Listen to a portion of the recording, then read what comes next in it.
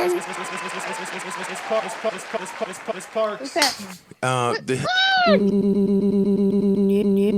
New ice and ish. Any way to turn that up a little bit? That's so low. Welcome to episode 445 of the Joe Budden podcast. I'm your humble, gracious, grateful, and highly favored host, Joe Budden, here with a few really good guys. Brother Ish is here with us. Brother Parks is here. Brother Ice is here. Corey is here. And I'm sure there's some people in the back room that I can't even see. Thank God they're back there. Shout out to all you guys in the back room now in our new space that I don't have to see. Not because I don't enjoy looking at you guys, but y'all always look cluttered up. Yeah. Cluttered in the corner. There was a jumble at the bottom of the stairs before. Y'all knees was touching before. And that yeah. always makes me uncomfortable when I see men's knees touching. Facts. It's true. Hopefully everybody is feeling good. Unfortunately, I have to start with some bad news for our audience. Our audience that has gone through so much change with us recently. Unfortunately, we have some more change coming your way. Ice will no longer be here in probably 3 weeks. I know a lot of y'all have gotten unaccustomed to him being here. Some of you really love his presence, but unfortunately, due to rules and restrictions at Foot Action, yeah, it's rough over there. And outside opening back up, people need shoes. People need their sneakers. Now, that doesn't come as a surprise to me. I knew the writing was on the wall, ladies and gentlemen, at least about a month ago. I didn't want to tell him, Ish. But when he came in and said, "No, dog, I'm good. I'm good for 2 days a week. I spoke to the supervisor. He said Tuesdays and Fridays I could do whatever I want." I wanted to say, yeah, I know. I hear you, tough guy. So, what do you know? This nigga stupid. He's What? wait till the new Jordans drop. You gonna be right back in there? So yeah, That's all man. it is. Yeah, once the auctions are done. No, we good because Foot Action's being shut down anyway. So once that happens, They gonna move you to Foot Locker. nah, I'm not taking that. Oh, They gotta buy me out. They gotta buy you. Yeah, I'm cool at They that. gotta buy you out of. Yeah, they gotta buy me out. I don't want the stripes. I'm not rocking the stripes. I hear you. I feel you, though. I'm with you. So And we good. You sure, man? I'm sure, man. We good. All right. This guy's an idiot. Now, just in case we're not, I have to hold auditions. So if you want to be a podcaster, and if you think you have what it takes, I don't even know who you call. Who do you call? Call somebody.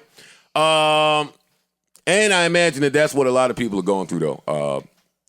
Ice having to walk the line between a hobby or a passion that might be paying or has been paying versus, hey, we going back to work now.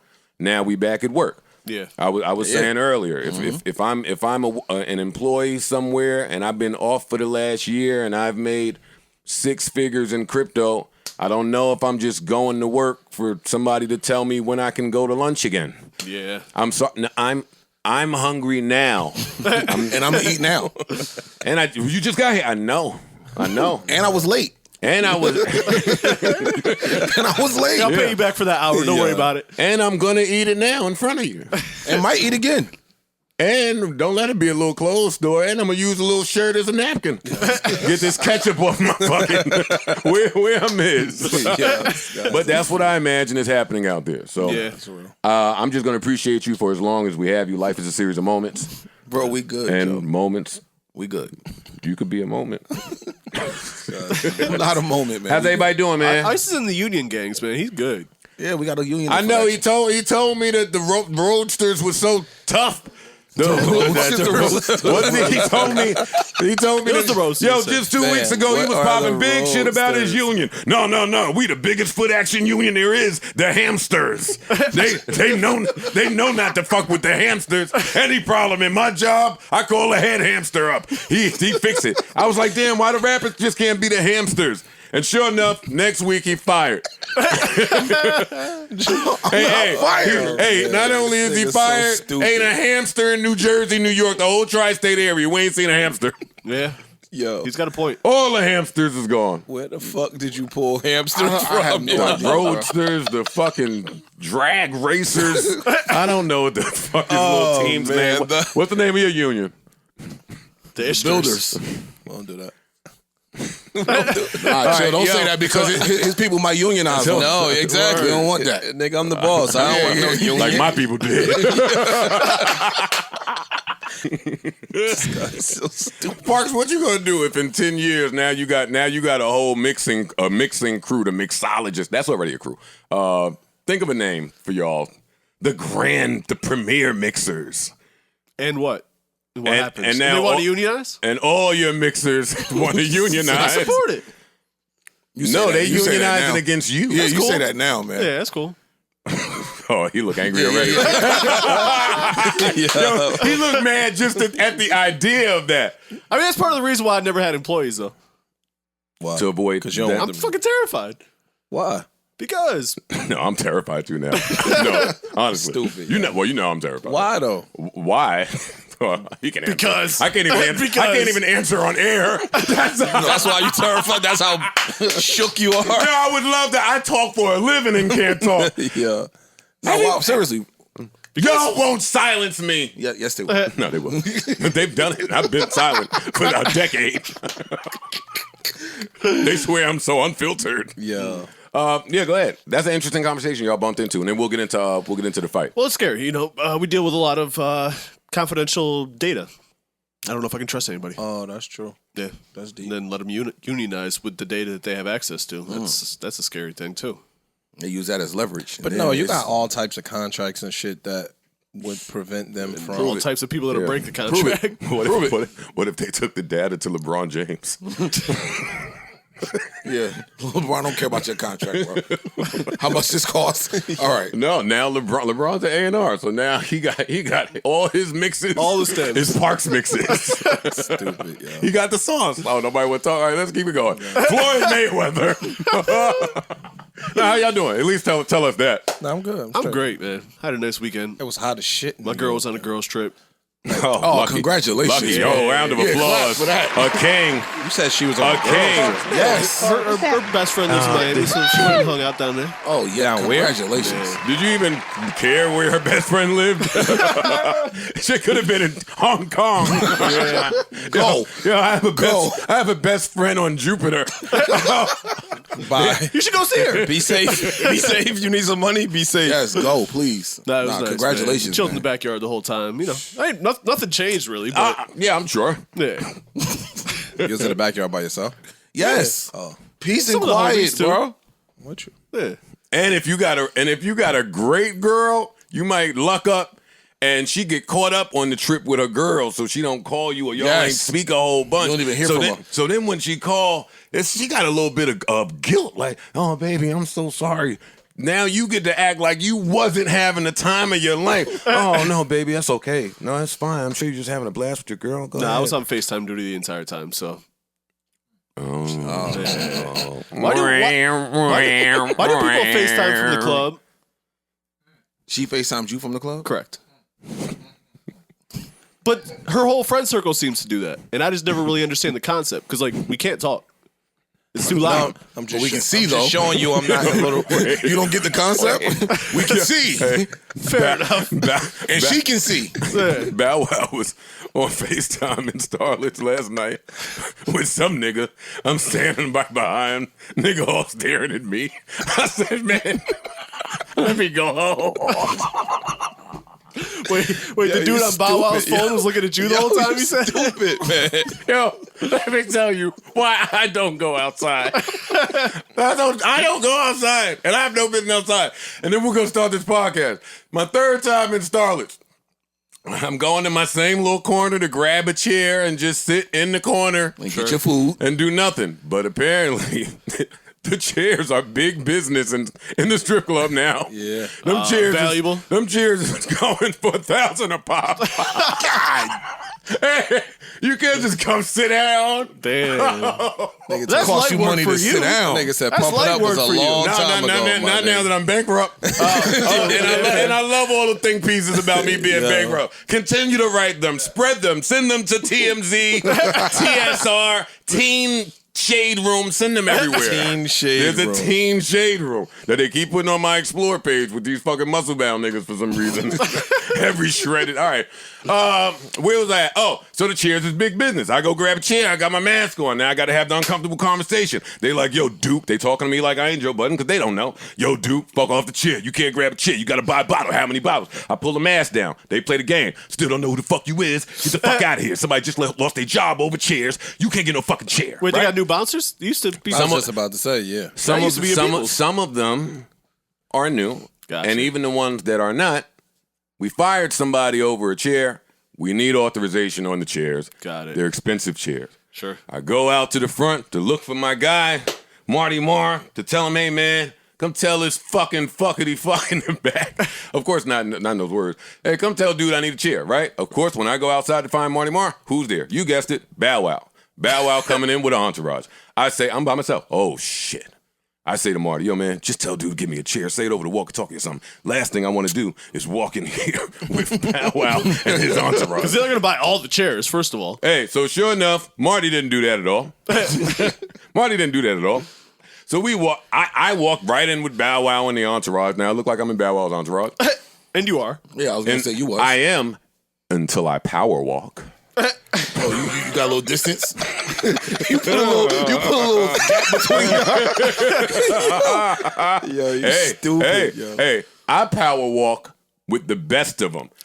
I'm from New Jersey, mall capital of the world. Okay. We get to power walking. Okay. Right? I didn't know that about Jersey. I hit the power walk, beat them to the corner. Now I'm in the corner with the chair by myself. Guess where Marty's bringing Bow Wow and his crew? You guessed it. right to that back bar in the corner. So now I'm hiding back there with the mask on, but I'm in plain view of Bow Wow's FaceTime, buddy. I don't know if he like pump it up, but I had to get out of here. I left, and none of that really happened because, of course. None of that happened. I was asleep at 9 p.m. Oh. That was all a dream. Pass him some grass. Just Bow Wow sung the song instead of Biggie. That was you got it. Yo, that was all a dream. It's hilarious. This guy's stupid. Yo. Yeah, that's the shit. Oh, that little rush you get when you told somebody you sleep, but you really awake. You get a rush from that. Not you get a rush. Not you, right? I don't. Pardon self. Oh. Pardon self. Pardon self. Go to Floyd. What you get your rushes off? Drywall. All right, so listen, let's get right to it. The new format of this pod is not even asking how your co-hosts are doing mental health. Everyone's going to lie anyway. Yeah, no. Trust me, I'm scarred and jaded from that. No, don't care how you're doing. Let's get right started. Shout out to the Patronies. Subscribe for the vibes. You already know what time it is. I'm going right to the fight, Sunday night. Let's do it. Right to the fight, Sunday night. I wish it would have been Saturday. I want to start there. Yeah, me too. I could have used this on Saturday night. Sunday, it was still cool, but Wasn't there another? There was an fight? event Saturday night, a UFC event, I think. I don't care. You'd rather watch that? Yeah. Then, okay, I'm not a I big get it. UFC guy. Self-centered consumer is what they call Sure. that. Okay. I'll Okay. do that. You don't care? I'm fine with Park's being like cool. self-centered consumer. Yeah. Okay. And if I'm paying, I'm supposed to be getting what I want. Correct. Supposed to be a self-centered consumer. Okay. I mean, if that's how you see the world. If that's how you see it. You got different eyes. I have a different take on that. Okay. I'm not arguing with you this early in the podcast. I don't want to fight. We didn't even all. introduce these two dudes, and me and you going at it. Floyd and Logan Paul fought Sunday night, along with Chad versus Homeboy. I don't know. Oh, Jarrett Hurd fought. That was a good fight. The undercards were actually pretty good. Well, the second one. Here we go. Badu Jack versus Durbin Kalina. Luis Arias defeated Jarrett Hurd. Chad Johnson versus Brian Maxwell. Ended in a draw. Oh, okay. Well, I went upstairs, changed the diaper at that point. Yeah, I came late. was to that exhibition. one. Yeah. Chad looked nice. So there's no winner. Chad looked good, though. Okay. All right, so let's just run it down. Let's go. Let's start.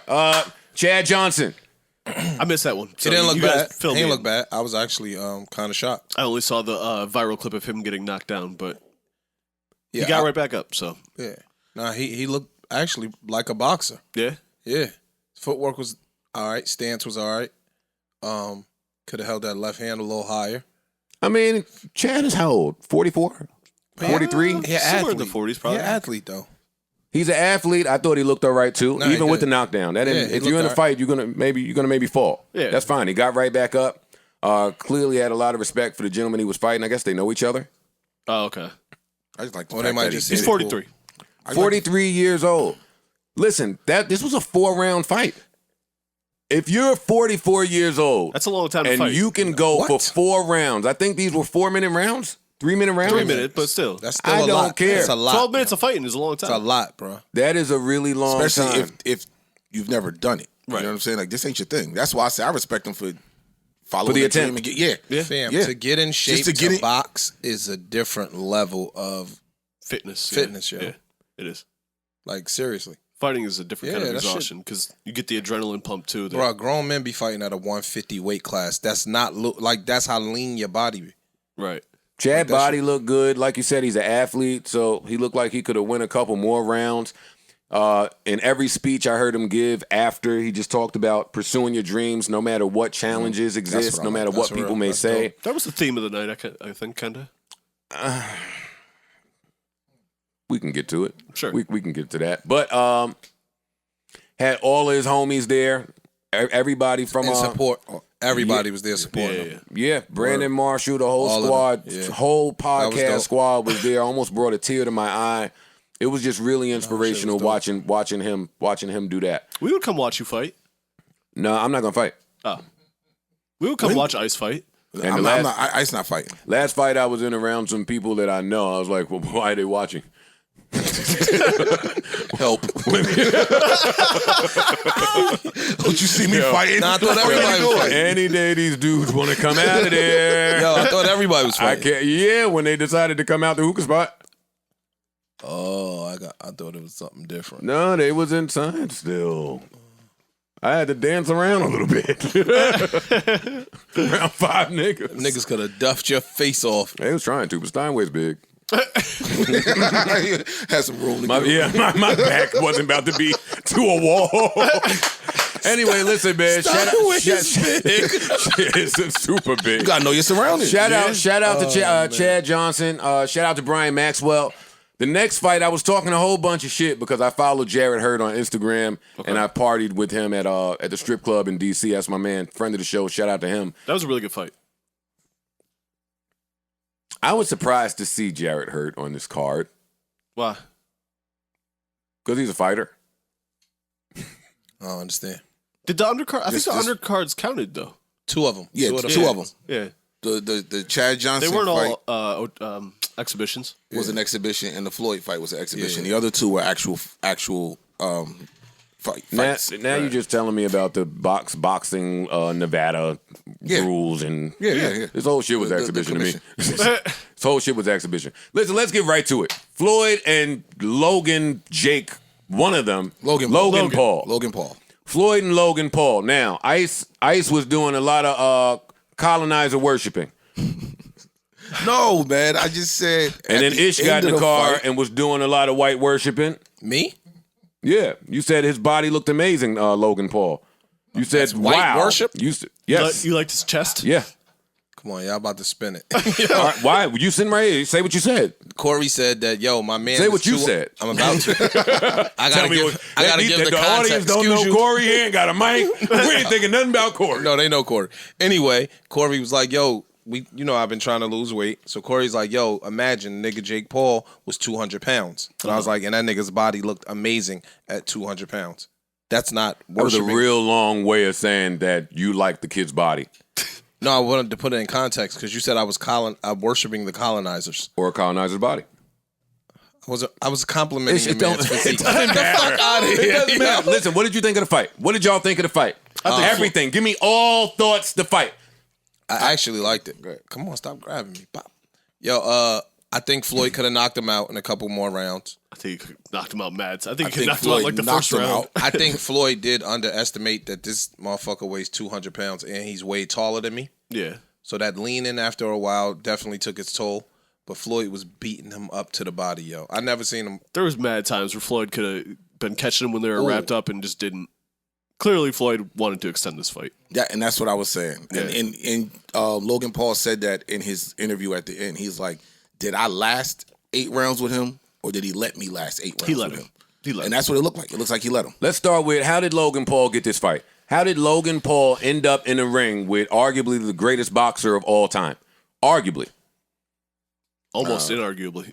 Yeah. Well, some people might argue, but how did Logan Paul, Jake Paul's brother, end up in the ring with an undefeated technician? Because like Floyd said, Someone- like Floyd said, yeah, money. Like he said, I could take a fight against somebody else right. and only make $50 million. You think you I can think go you rob think the bank. You think Logan Paul is the first great white boy? You think he's the first white boy that attracts a big billing? Is that what you're telling me? No. 'Cause No. Then okay, so answer my question. How did Logan Paul end up in the ring with him? Still money. It's still money. What though. else then? What else then? Since still money. I know where you're going. I know where you're going too, but I don't know. disagree. I don't know if I subscribe to where you're going. It's money. It's money. But no, because they could have found a bigger bag with somebody else. What are y'all talking about? Anybody. Well, he was could've actually afford- trying to He could become a afford boxer. an It makes NFL sense. guy. He could afford another MMA guy. He could afford a fucking Okay, basketball they don't player. have his following. Okay, so y'all just gonna He could afford Nate Robinson, Ice.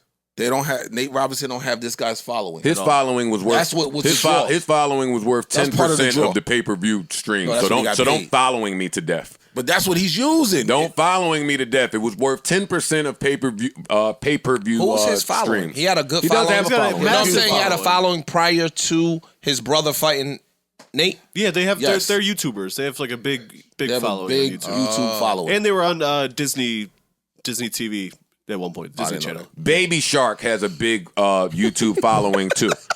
I don't see Floyd rushing to fight the animation.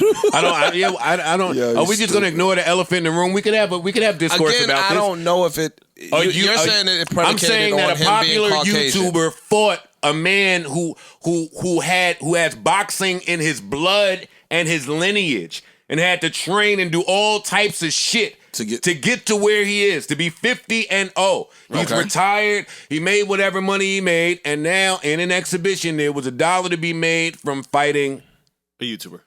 the YouTuber. And all y'all have to say is, hey, And you're saying, hey, because go get your YouTube up, you guys. It could be you one day. Is that what y'all are saying? Don't worry about it. Yeah, Yeah, that is what I'm saying, Yeah, Joe. that's Yes. what I'm saying. Yes. What Yes. is your What do you- hypothesis? yeah. I know what you're saying, but go ahead. I want to hear you say There it. ain't no hypothesis. This is white privilege. I don't even. How the hell do you spell this if it's not white privilege? This is the exact definition of white privilege. That's my take. What's y'all's? So you saying he got this because he's white? Y'all telling me it's YouTube I'm about to and money. If my son had 3 million, 4 million YouTube followers, he could potentially get the same fight, Joe. And you say he can't? You looking at me. I'm agreeing with Ish. Somebody gets that type of a following and is actively pursuing it. Yeah. There's people that got the followings, but they're not pursuing it. Floyd sees this as, yo, this is not work to me. He said, I don't have to bring my A game. I don't have to bring my B game. Said, I don't have to even bring my C Z game. game. So if I could come in with my D game and make $100 million, Why are I'm you going to telling take me that. about what Floyd said?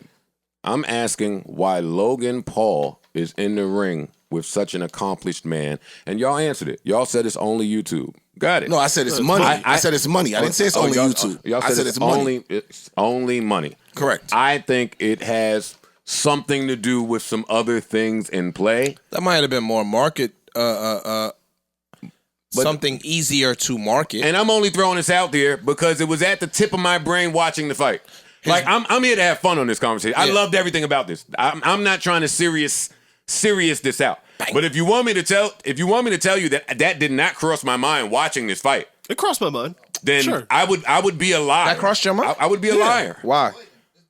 He looks like Because Logan Paul should never I'm be talking- in a ring I'm with asking Floyd Parks. Mayweather. I'm asking Parks. Why did that cross your mind? he looks like the preppy rich white kid that gets what he wants. I still don't say it's I don't. Yo, we don't have to get caught up on this. You can think what you want. I think white privilege is in play. You guys do not. Let's continue. All right, let me ask you one question real quick before we do that. So why did Floyd fight the Japanese dude on New Year's 2018? Money. That wasn't Japanese privilege? I don't know. I don't know enough about the gentleman, where they fought. I didn't watch that fight. But I'll tell you, he was the man in like Kickboxing. Kickboxing. He's number one. He had a draw. Just his name being attached to it was a draw. Floyd changed the rules. It's gonna be boxing. Yeah, you the man in kickboxing. I'm bringing you in my world where I don't have to train hard. This is a cakewalk for me. Mm-hmm. So I can make a shitload of money doing nothing. Same thing here.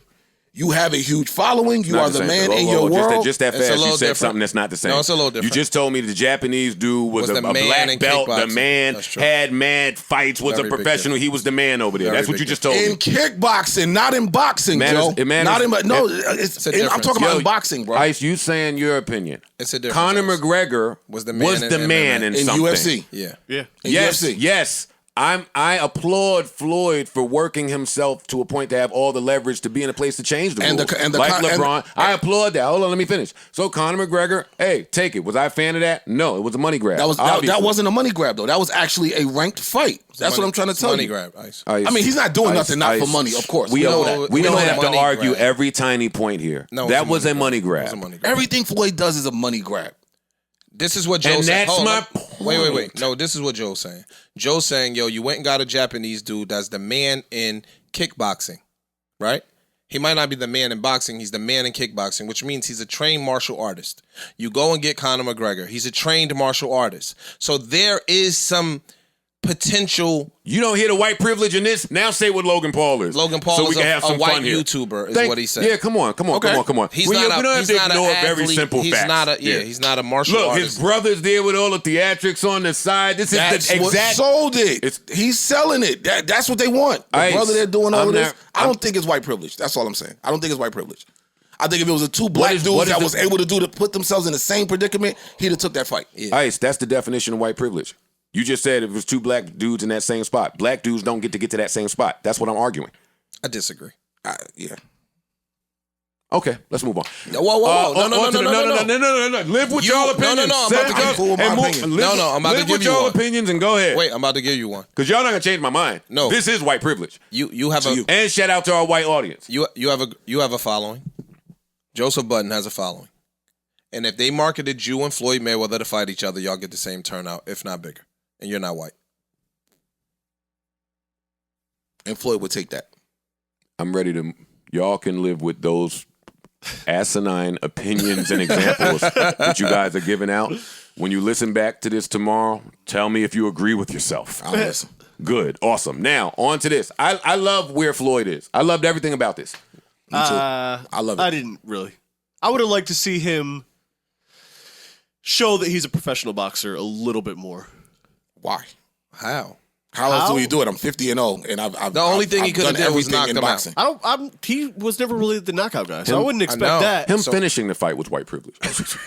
All this is white privilege. Again, if Floyd knocks him out, you lose. He loses if he knocks him out. Because you expected But he that. doesn't typically knock people out. I wasn't know. looking for that. I was Yeah, just but- looking for him to dance around him a little bit more and not, get out of some hugs that he was giving him. There was a couple He's times where he could have gave him 200 some pow pounds. pow in Joe's terminology. He did. And he did not. No, he was pow No, there was a lot of inside. times where he could have caught him and absolutely did not on purpose to extend the fight. But again, I think that it's an exhibition fight. If I come in and I knock him out in the third round, I'd look like a dick. I didn't want to see that.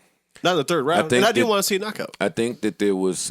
And I didn't I expect a think knockout. that there was verbiage in the contract that encouraged them to lengthen the fight. I'm sure. Absolutely. I'm sure. There's a lot of advertising. Floyd looked like he knocked him out and helped him. Floyd didn't appear to even really start boxing until round 3. I could watch Floyd try to kill roaches that are in his home. Like That actually would be entertaining. He's art. Nah, to me. 'cause he does it- yeah, it looks like art. If he were does. fighting by himself in a ring, It looks amazing. I would watch it because it looks like art. And I was amazed that at 44 years old, he still looks like art. It looked to me like he could have put this gentleman down at any time. The fact that people are even debating this in the street bothers me because that's white privilege. Are they? Yes. Yeah, I've seen Yes, a lot of they people are. saying that Logan Paul Floyd actually won this fight. Mayweather, the undefeated guy, could have put Logan Paul down At any whenever he felt like doing Which that. is my point. I just wish that he would have showed that to maybe people that don't watch boxing as That much. hurts the business.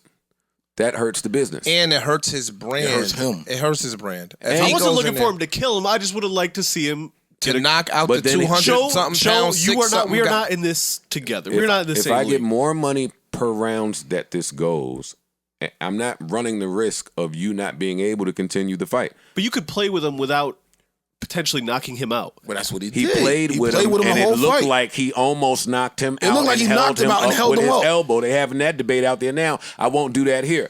I enjoyed this. I enjoyed this. I enjoy the premise of this. This is the new age. This is just the new age way of doing shit. Yeah. This is versus. This is. Yeah. You have to have a bigger plan creatively moving forward. I was amazed at the business side of this. I was amazed at the creative side of this. I was looking for Trilla's involvement because I'm conditioned, right? Were they With involved in Trilla. this? Let me just get my thoughts Sorry. out, please. I was looking for Trilla's involvement, but that's because I confused Logan and Jake. I think Jake Paul has a deal with Trilla. Got it. Right, 'cause he's the one So that fought there's Nate just Robinson, big right? business Yeah. everywhere Okay, here. Sure. Great. So now we take a brother from somewhere big YouTuber, but he don't have the Triller deal. Right. See, we have numbers to back up whatever Jake Paul did. Oh. And that was white privilege, him getting that shot. But good. YouTuber, now we got numbers to back it. I didn't see Triller anywhere here. Showtime. Yeah, I didn't know that. Triller was Showtime. I saw Cash App in all the places that I normally see Triller. I saw Jack Dorsey out in Miami at the weigh-in. Shout out to Cash App. I was real happy about this. Sad to my stomach too. But really, really, really happy about this because what have I been coming here and saying about Cash App for so long? They just gonna get behind these types of creative, new age. Everything about this was awesome. I tried my best to count up all of the advertisements. I couldn't. Oh man, did you see in between the rounds they were showing fucking Movie movie trailers? trailers? I couldn't. I was like, and it's the premiere of certain trailers. Yeah. Like you didn't see them beforehand. Uh-huh. Like I didn't know a new Purge was coming until this shit. Yep. I didn't know there was money OnlyFans spent, made bro. a leather fitted. Yeah, saw that too. Floyd came out in a fucking OnlyFans fitted. I think I saw Fashion Nova robe somewhere. I saw something. Fam, There was money. Yeah, people Yeah. get to A it. lot of money through there. y'all could sit and talk about was it a knockout, knockdown if you want. He had Ethereum. There on the was belt. a lot of money in play that night. Then I saw Blueface later that night. He made a little video talking about, hey man, I paid $12,000 for some seats. I feel like I got robbed. Blueface, you got robbed, nigga. You didn't. This was a robbery. This This is a robbery. This Stick is a up. stick up. Yeah. You paid 12 grand, nigga. Look, the face masks is money. Hey, that crocodile alligator suit, getting paid to wear that. For everybody here is getting paid. Yeah, that's dope. I couldn't count all the ad money. Park said he had And I was Ethereum on his short. I was glad that he did. I'm glad to go pay that $50. Yeah, I wasn't worried. I about wasn't the 50. doing nothing on a Sunday night. Yeah. I had a cold. I'm just saying, I like when these events come up, I'm typically home not doing anything, and I'm appreciative of it. Yeah. Like we spend so much time ridiculing this shit like I did. No, I didn't. Nah, this was great. As someone who's just a casual fan of boxing, though, I'm not a diehard. I would have just liked to see a little bit more. Fanciness. I'm the man here, just to be clear. That's all. That's my only knock on it. I like Desus and Mero doing the announcement. That shit was I love that. great. That They was were great. amazing. They were great. Yo, that's the other new They were trend. great. Shout out to I like the Desus and Mero. Migos Yes. doing the opening song. That was dope. I don't want to hear regular sports announcers and commentators anymore. Nope. Ever It's since. true. Yeah, Snoop changed that. Yeah. Yeah. Now with them. No. this is great. No? No. Well, he added to that. Yeah. Sports commentators changed it. Sports commentators changed it. This is only my opinion. I don't have time to argue so, with y'all though? about all my Yeah. opinions. No, I'm saying how so? Because they all got up there. It was only one Stuart Scott. True. They all got up there and said the same stats with the same shit, with the same yakety Without any yak. flair or any. Yeah. And then here comes Stuart Scott. We got to get Stephen A on personality. Skip. bold opinion. Even now, today, Tony Romo. When you hear Tony Romo, you can't hear them no more. Nah, that's Correct. right. Hey, today, They had to tell him to tone it down. this is what I mean. By Tony sport. Romo be calling the plays. They dog. had to tell him to tone it Guessing down. them. He guessed the Super Bowl Bro, at, he was at up week there 8. calling play by play. I know they told him, yo, my man, you Tony gotta chill. Romo be like, You have gotta they're, chill. they're about to run a blah blah blah right here. Yeah. And that shit be like, Listen, To the letter. Dead on. but that's what I mean about Calling the sports gaps and all comments. that shit. all that shit. That shit was correct. But that's what I mean about That sports cowboy commentators flow. ruined this. I can't even hear a basketball game if it's not Hubie Brown, Doris Burke, or Mike Breen. Bang, bang. It's maybe Bang. and Mark Jackson and Kevin Harlan. and Jeff, Jeff Van Gundy. Van Gundy and Mark Jackson I don't want to are the hear, best. but anybody else. Now it matters to me where you broadcasting your shit. Hey, the whole first round, Philly and the Wizards was on NBA TV. I'm not watching that over there. I don't. These announcers, your halftime show, your Trash. commercial, nothing's fly over Trash. here. So yeah, today you got to deal with Snoop. You got to deal with Deezus and Mero. fam. What's gonna happen No. when Steven Jackson and fucking Right.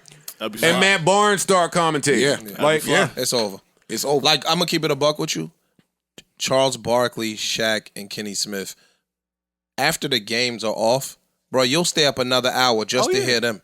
They're the GOATs. Bro, Yeah, it's no question. 12:30. Not even Like, close. motherfuckers got work the next day. You're staying up to hear them. That crew is the GOAT crew. They are the they are make no mistake In about they it. broadcast. have revolutionized Yes. this. That They've done is it. the GOAT crew. They've done it. They've revolutionized this. What No a show! bullshit. Shout out to them. Yeah. But back to this, man. I don't.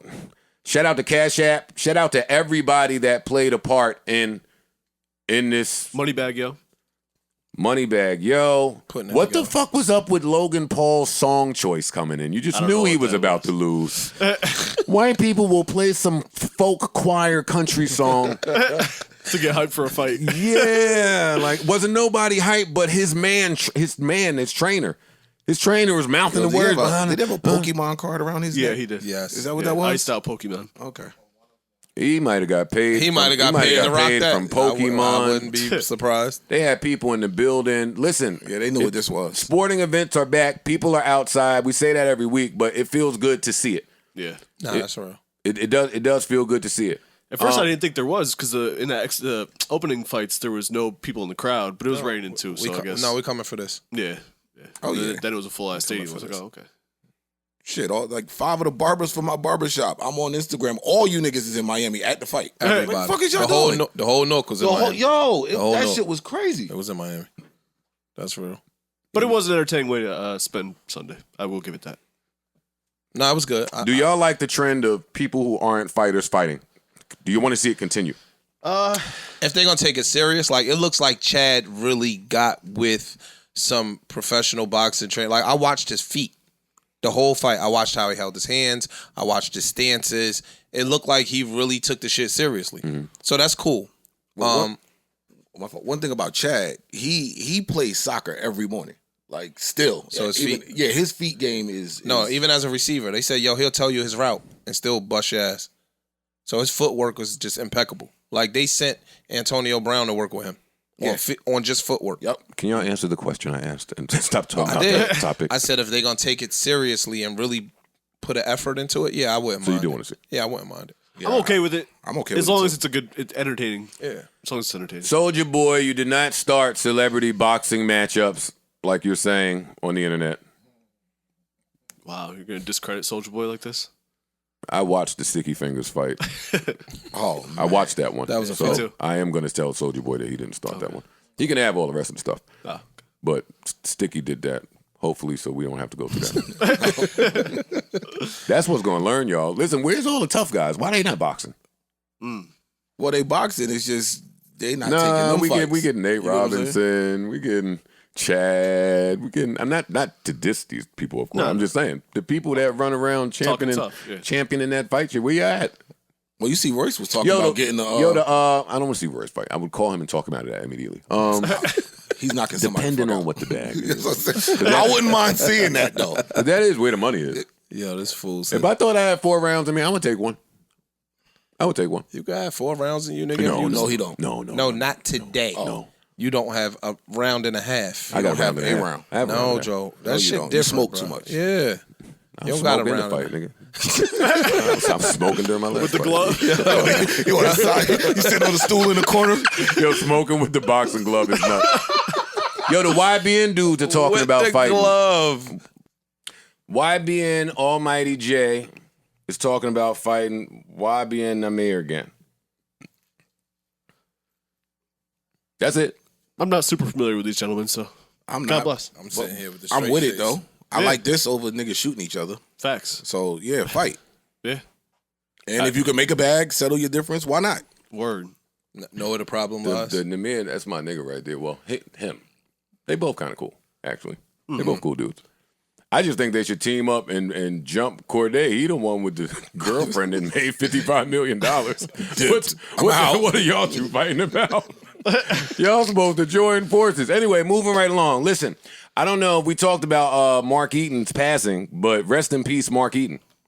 Mark Eaton, Utah Jazz Center. Jazz? Oh, From the okay. Jazz, Mark Eaton. Wow. Mark Eaton passed, man. Mark Eaton passed. And Mark Eaton was one of the first centers I knew when I was young and just needed to know a tall, big white boy from Utah. Yeah, Mark Eaton was nice. He wasn't nice, but I thought he was nice. he was 7'5". He was good though. He wasn't 7'5". 7'4", pardon me. He was tall. Rest Rest in in peace. peace. Rest in peace to Mark Eaton. Nonetheless, rest in peace to Clarence Williams III. Like I said earlier, Legend. that was sad. Yeah. So we lost somebody else. From the Giants. Fossil. We lost Jim Fossil as well. Word? I didn't know that. New York Giants Oh shit. former Yeah. head coach. Yeah. Do we know how Fossil passed? No. No. I'm No, not of sure. course not, because it's too soon, of course. They haven't released anything. Yeah. Rest in peace to Jim Fossil, Clarence Williams III, and Mark Eaton. Rest in peace to D-Thang, too, as well. Dirk's brother. older Yeah. brother. Yeah. Dirk's brother who was murdered over the weekend. More unfortunate news, sad news. And the news is still sad. The news, I mean, when you watch it. Sure. All of this stuff is sad. Prayers, condolences, thoughts to family, friends, fans. And just stay safe. Yeah. Stay safe out there. Now, I was home minding my business, doing the things that I like to do. Actually, that's not true. I was home watching reruns of American Greed.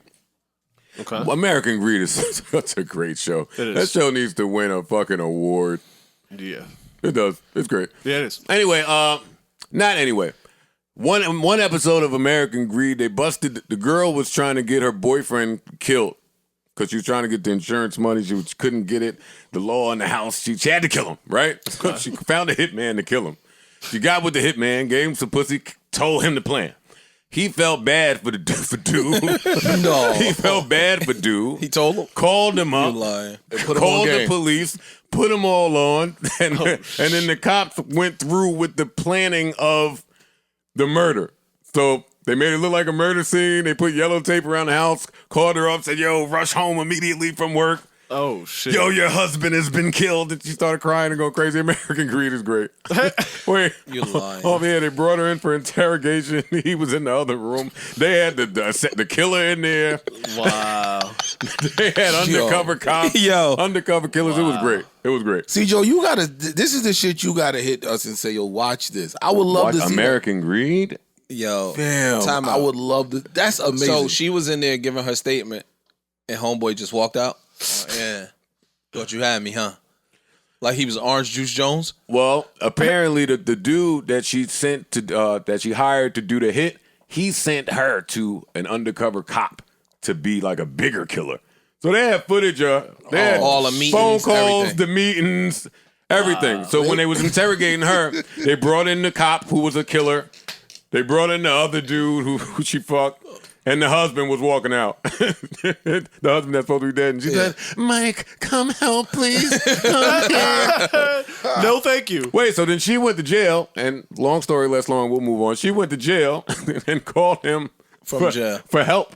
And he helped her with his No, he didn't help her, I but was he about to say, he listened better to not. it. He listened to it. I bet he did. So He that's gave what her I'm some doing. money on the low. I was watching He gave her American, some money. I was watching American Greed, and then I scrolled down my phone, and I saw an announcement from none other than the queen, her fucking self, Snoh Aalegra. She gave him a little taste of the snippet. She gave him a little taste of the intro, a snippet of the intro. It sounded like vibes. Yeah. It sounded like fireplace rooftop vibes. Sound like the vibe from the last album that we all knew and love was waiting for. It sound like a Drake intro 40 reverb backwards Whitney sample. It sound like all of that. Yeah. Thank God that she hasn't found love yet, man. Round of applause. Round of applause. I mean, the music can still be fire. Yo, it's all the way fire. All the way fire. Snoh Aalegra hasn't found love. She didn't go out looking for love, and if she is in love, she's doing a great job of hiding it from us the way it fucking should be. Because when she came out and did that video kissing all over Michael B. Jordan, the whole hood was angry. Just you. I'm the whole hood. And we be pushing these jokes, but I don't look at Snoh Aalegra that way. I'm just a really huge fan of hers. She has that mystique thing going for her where she pops in and pops out whenever she feels like it, and she's successful enough to do that. So this came as a surprise for me. I was waiting for it. I was waiting for an announcement. For a minute, you was waiting for I've been waiting on it, but next month was a surprise, which got me to thinking about all the other people that I know have been working on albums that I'm waiting on, so it won't be a surprise. I mean the bigger acts. Like Snoh for me is a big act. Puff has been working on an album secretly or unsecretly. I don't know if people have been able to piece that together. But It looks like it. I mean, it's your recording. yeah, it doesn't look tough. Yeah. Your girl SZA. He's coming out with an album. SZA's coming out with an album. There's somebody else. SZA and Snoh in the same summer is interesting. That's interesting. Yeah. A week apart. I want to stay out of women's business because I love all of these women. I don't know about that one. What you mean? I might be getting. I would might let SZA just do whatever she's doing and get out the way. Why though? If I were an R&B songstress. Yeah. When's his album drop? We don't know, but don't know. somewhere around there. In July somewhere. Yeah. We don't know. We know she got the shit in June. When's that we talked live about. shit? That's the 18th. It's coming. Yeah. Or the 17th. I So would we know give- something around there is coming. I would give SZA a 3-week runway. I'm not saying that Snoh should do that. They're probably friends and support each other and all that good shit. Of course. I wouldn't want to. They fuck around, drop the same day. This is why, Ish. Look, I'll they tell fuck you around, this. drop the Listen, same day. let me tell you, that would be a mistake. But let me tell you why. And this is not an indictment against Snoh. I think all of my listeners know how I feel about her. Uh-huh. It's not just SZA. It's her, too. What you mean? Her. Her. The artist. Her. HER. Got you. There are a few of these acts that are going to have all of the marketing dollars behind them, all of the budgets behind them, and they're going to take carte blanche at the award shows, at the festivals. It's going to be their runway for the next 7 months, have they see fit. Snoh, I love her. That record that she put out, I think it was Dying for Your Love. Dying for Your Love. Yeah, it was that record. Cool record. Uh-huh. And now we got an album. Okay. Is that on the album? I'm sure it is. Yeah, it is. It's just right there. Track 6. I'm sure it Track 14. But that's not the point. It's you put a record out, your fans loved it, like me, and now there's an album coming out. That's awesome. But I wouldn't play like that if that's the strategy with entire buildings that have been waiting years for SZA to drop. The building has been waiting 3 years for SZA to drop. I think you could piggyback though. Maybe. I just wouldn't risk it. I'm not a music guy. I'm just saying, like, but again, the same way when Banks dropped the same day as Baby and them. Dirk and them, right? Yeah. Like, yo, if you go to pick up an album and you see that the Banks shit out, you're like, oh shit, I ain't even know. Let me get that too. But you could be over. Like, I still haven't really given Dirk album the proper time because I'm a Banks fan. Exactly. You know what I'm saying?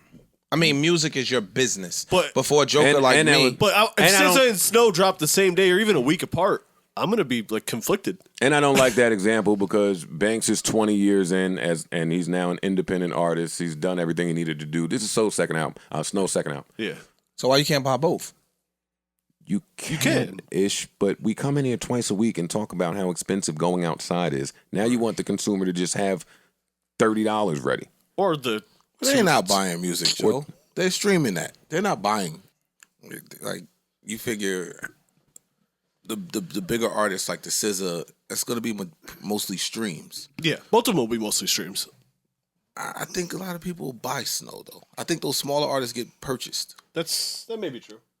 So that's why I don't see it hurting. If they were to drop the same day, I don't think it hurts as bad because it's two different markets almost. I'm a fan of both. I know that I will buy both regardless, but I will be conflicted in which to play more and which to play first and stuff like that. That would be my only argument with it. Listen, and I brung this up not even for us to argue about. I want to celebrate all the women that are dropping. Absolutely. I'm just really excited. I'm excited about both. Really excited that Snoh is dropping. I don't care what she sells. I don't care how she does. Right. Yep. That was just me getting in my business. Wait up. Hold up. I'm just so happy that she hasn't found love. And we're going to get a real R&B album about some nigga that she's mad at still. Snoh, we love you. And anytime you need a shoulder to lean on or just somebody to talk to about, these niggas ain't shit, actually. For real. Nah, honestly, the fuck? The fuck? Yo, that shit is always the fuck? I am so excited about the return of Snoh Aalegra. I'm hitting the air horn again. I'm ready to stand out. I got my $9.99 ready now. You put me on the Snoh. I put you on the mad shit. No, you didn't. Oh.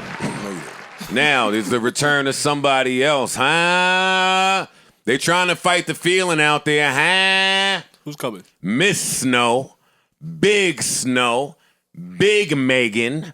That's Snoh. The Snoh. I see Tina what you Snoh. did there. I see what, yeah. Meg That the was Stallion. clever. Wait, what happened? Snoh and See Snoh. what you did, Snoh, Miss Snoh.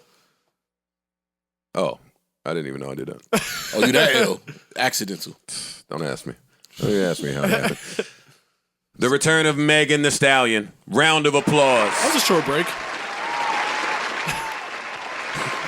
She came back pretty quick. I'm excited for it, but she said she was going to take some time off. It was like Come on, give 2 some. months. Let's give some honest opinions here. That's an honest opinion. How you feel about this, Ish? Meg the Stallion is a female rapper signed to From Houston. 300. She's from Shut Houston. the fuck She lost up, her man. mom. She had a big single with Cardi B. She's all the rave. How do you feel? Feel you're an asshole. Nah, 2 months ago she said she needed some time off. Mm-hmm. That might be her time that That she was it. needed to heal. Yeah. She's young. Yeah, 2 Maybe months niggas ago. ain't shit. And now she could come back. She might not be in love no more. We don't know. That too. No, she's still in love. We are seeing her in Party Fontaine everywhere still. Oh, man. Or everything could be a rollout. You know me. I don't Wait, believe, wait, I don't believe what? anything I see on the internet. So Wait, Ice. I'm just saying. If she's in love, I'm happy for her. I don't really care I about wonder that. if Party's going to be involved with the music at all. I believe so.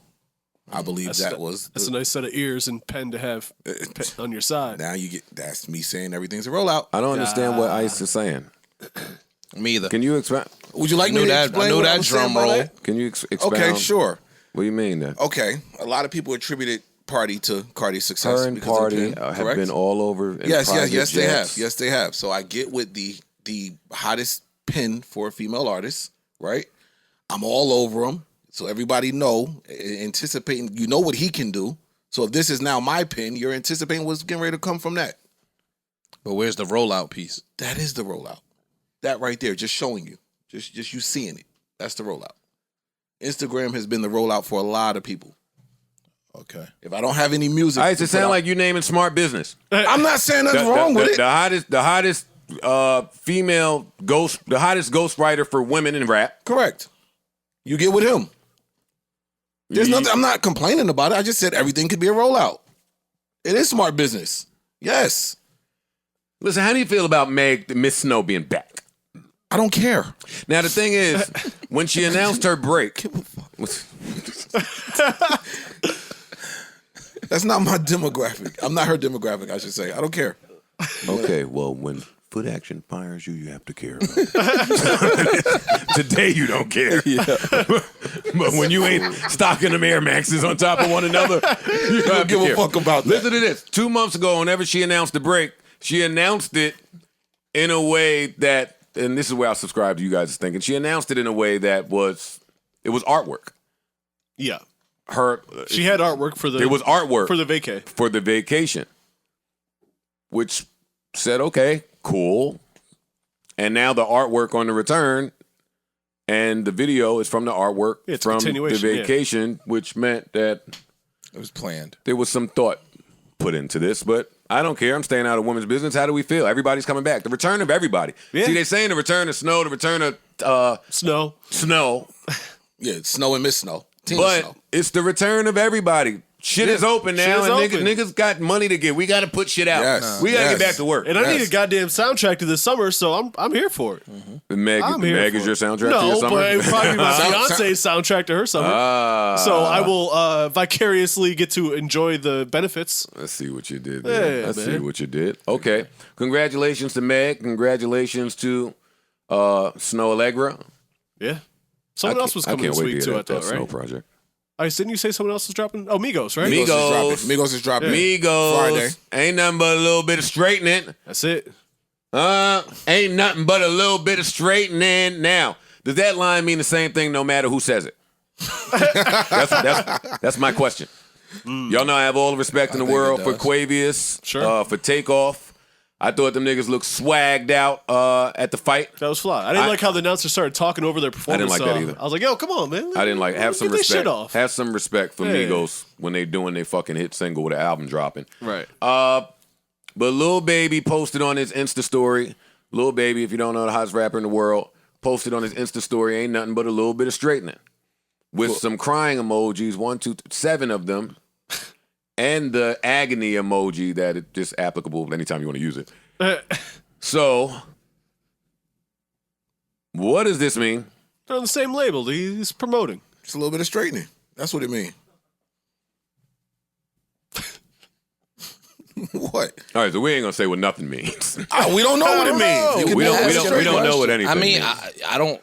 Well, Ish, I know you don't know what it means. I'm not the most keen, but I heard they had a little bit of issues back in the day. You heard they had something that needed straightening out. Yeah, but I heard it got straightened out already. I heard the same I thing. heard it got straightened. Okay, so I he- heard it got straightened. so That's he- why I'm asking this question. That's why.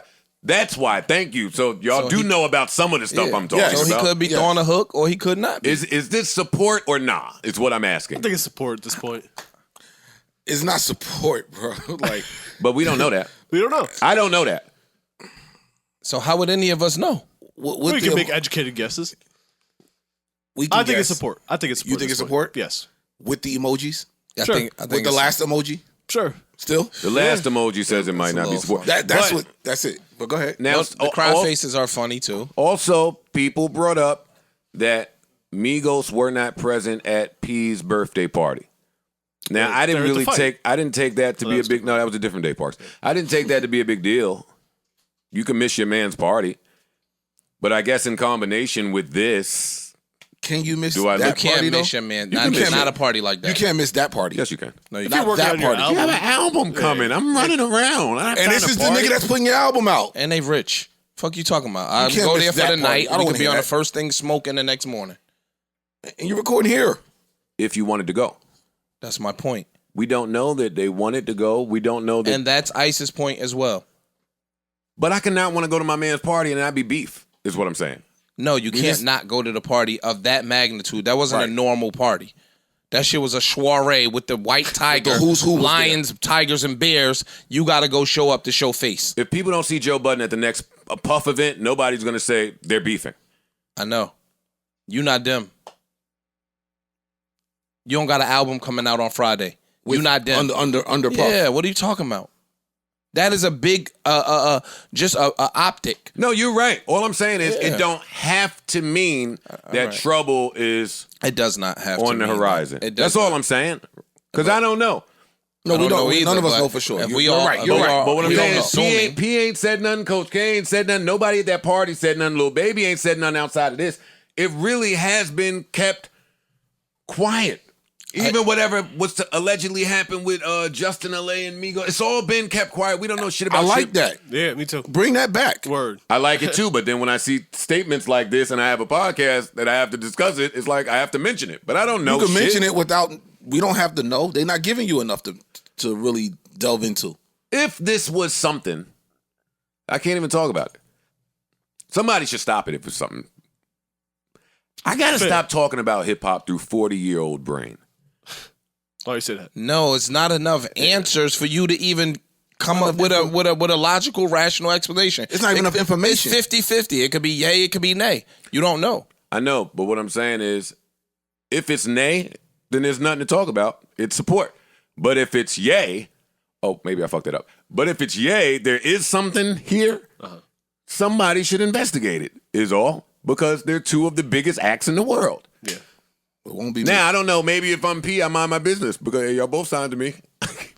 I'm staying out of this. I mean, I can see that too. we started talking about them not showing up to Homeboy's birthday party. A birthday party of that magnitude in hip hop, you have to adjust your schedule to be at if there's no beef. Let me also say, I didn't see Coach K at the party. I'm not saying he wasn't there. I'm just saying it wasn't so publicized. The Migos would have been publicized, though. I'm Migos with That's valid. I'm That's with valid. Ish. Okay, but if there was ever some smoke, maybe the smoke is dead, and I'm the Migos, maybe I don't want to go to the party if the guy I had smoke with in the past was there. It's not a knock against P. I also maybe don't want to go if the guy I had smoke with is the biggest rapper in the world almost. Yeah. Yeah. All right. I'm not disagreeing with that. All right, I'm shutting up. But you're saying it wasn't no smoke. I'm saying I don't know. Or I'm was it? curious to hear what a Migos album sounds like in 2021. Oh, no, that's going to be fire. Yeah. That's going to be fire. If it's like straightening, I like straightening a lot. Straightening Yeah, I is like fire. straightening. That's why I didn't understand I like straightening. I like that song. I love that I song. liked it when they performed it. I didn't like it when they performed it. I liked it then. I'm not a fan of the Migos performing live. Really? No. Just live perform. I like their music, but certain artists I don't like to hear them live. Well, the fight thing was They don't- particularly bad 'cause it's in an arena, so there's a delay between the wireless mics and the thing. I went so. to the tour they did with Drake. I'm not a fan of them performing live. Oh, okay. Their music slaps in the club. It does its purpose. Live is just different. Speaking of performing live, speaking of Drake, actually, Drake has partnered with Live Nation to open a concert venue in Toronto called History. Let me hit round of I said round of applause. Let me hit the round of applause. Congratulations to him as well as Live Nation. The writing has been on the wall with this since OVO Fest. If you're able to bring that many people together for that amount of years and get that amount of coin, then you can partner with somebody and do something like this. Congratulations 2,500 to both of them. 2,500 capacity. Yeah, that's very. That's dope. a nice venue. Yeah. Mm-hmm. I support this. Yeah, it's dope. I support this. I like this a lot. And shout out to all the artists out there getting back on the road, back into the hostings, the traveling, the touring. When y'all post these flyers, I feel the excitement in y'all posting them. It's not like the normal, hey, I'm going on the road, support. It's, yo, I can't wait to get on the road and just get back in front of the fans. So shout out to everybody. Yeah. What else is important that we need to get to? Let's see. You want to touch on I don't want to touch on anything, Ice. That might make. All right. What? the 2021 rap media Mount Rushmore? All right. I thought you ain't want to touch. Touch on this. We'll get a little touch. Yeah, okay. Touch it, feel it, baby. Consensual, Watch a it, consensual turn touch. it, paint it, top of man. Yeah. Fam, yeah, get a yeah. look over there. Yo. Yeah. And he put Mary on the remix to rap. Oh, man. I remember. AKA All right. Brooklyn. I remember. Yeah, come on. Yeah. Come on, give it up. All right, Elliot Wilson. Elliot, you and B-Dot are doing an amazing job of rallying people up. And I wish y'all knock it the fuck off. Relax. Chill out, man. Enjoy the summer. But no. Nah. You gotta go be a provocateur. That's it. So he's at it again. Elliot Wilson posts. The 2021. And anytime somebody start posting about Mount Rushmore, they ready for beef. Yeah, They ready. Instant beef. Yeah, they ready for They smoke. want it. Yeah. They want it. They are. 2021 rap media Mount Rushmore, Elliot Wilson says, is See the God, Budden, Academics, and question mark. Now, I have a little bit of hate. Small order of hate that I'm going to put on top of this. Not the big mash. Just a dash. Small. Little pinch. I'm gonna sprinkle some hate on here. I know you're listening at home like, damn, what could he hate on about this? I found something. That your name wasn't first? No. No. Humility is key. Today. But before we get to that, is this a passive aggressive question from Elliot Wilson? Why? Because he's supposed to be the fourth person? Because he said and with a question mark. He hasn't been super active lately, though. Elliot's Elliot. No doubt. Legend. So when But you he's say saying Mount 2021. Rushmore, so when you say Mount, 2021. That's what I'm saying. so when you say 2021, that means only for the year.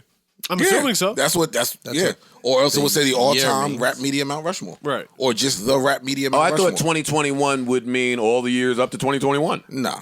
So just this year? This year. The 2021 rap media Mount Rushmore. So that means I don't like that. Basically the MVPs Yeah, Mount Rushmore of is this year. I don't not like that. built in 6 months. Yeah, I don't like that now. Yeah, the basic But premise. fine, we'll entertain it. Nori would be probably the fourth. Nori had a good year. I'd say Nori. Yeah. Nori had a good Nori is still having a good year. I saw Nori comment under this post saying that he's sick of the disrespect. And I may not blame him.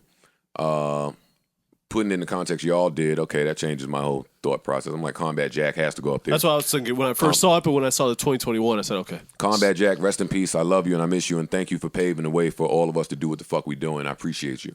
No, Nori goes there. Definitely for Yeah, for 2021. 2021. Nori and Gilly are having an on-fire race.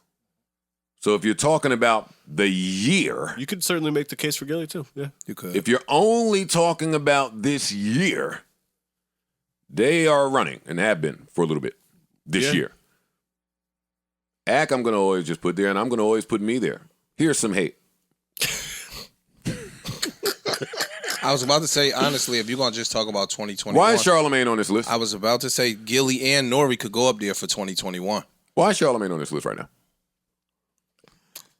Touche. Now, There hasn't been a huge I get breakfast. that I'm not the person that's supposed to say that No, I was going to say that, like, yo, because it's hate. There hasn't 'Cause been the biggest for this Breakfast year. Club interview this for year. this year. Yeah, for this year.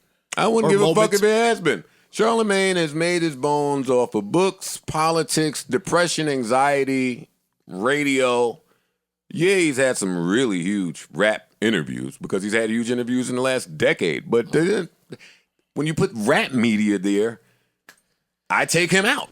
I don't view him as rap media. This is not a knock. If anything, I'm praising that man. I just don't view him as rap media. I would like to be taken out of the rap media view one day. That's why I'm doing interviews like this with Chris Hansen. But yeah, I would say Nori has to go there, and if you're doing Gilly, this year, too. then Gilly has to Both go of there. them. Yeah. I agree. Is there anybody else that we may be leaving off? Nah, not for 2021. That's pretty much right. What about Elliot himself? Not for 2021. Somebody put Sway. Not for 2021. If you're doing just the all-time Mount Rushmore of media, I don't even know if you could do that. You can't That'd do be it. hard. You can't Four? do it. You Four can't is do hard. it. Media? No. You can't do If it. you're doing all-time rap media, Angie Martinez is there. Fab Five Freddy is there. Yep. Slow down. Fab Five Freddy is there. I don't know. I do. He is.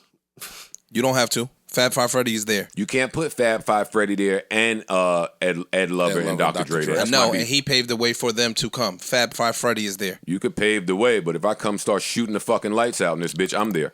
Fab Five Freddy is there. I'm a little older than you. Fab Five Freddy is there. There is no So Yo. give me the rest then. There is no Yo MTV Raps without Fab Five Freddy.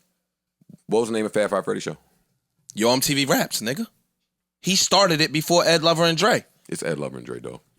Oh no, you say what you want. It's Ed Lover and Dre. I disagree. How'd they get that job? I don't know. Stay business. I'm I'm just talking about. Fuck you talking about, nigga? Fuck is you talking about? people just let me?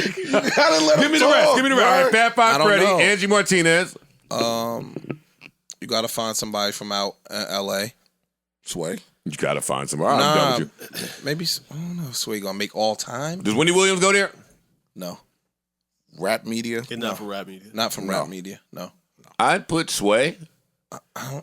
he's no. I'm Valid. He's Very legendary, but again, all time. You talking? Valid. No. Sway's valid. Sway has to go there. No, Yeah. man. Sway's valid. Flex is big.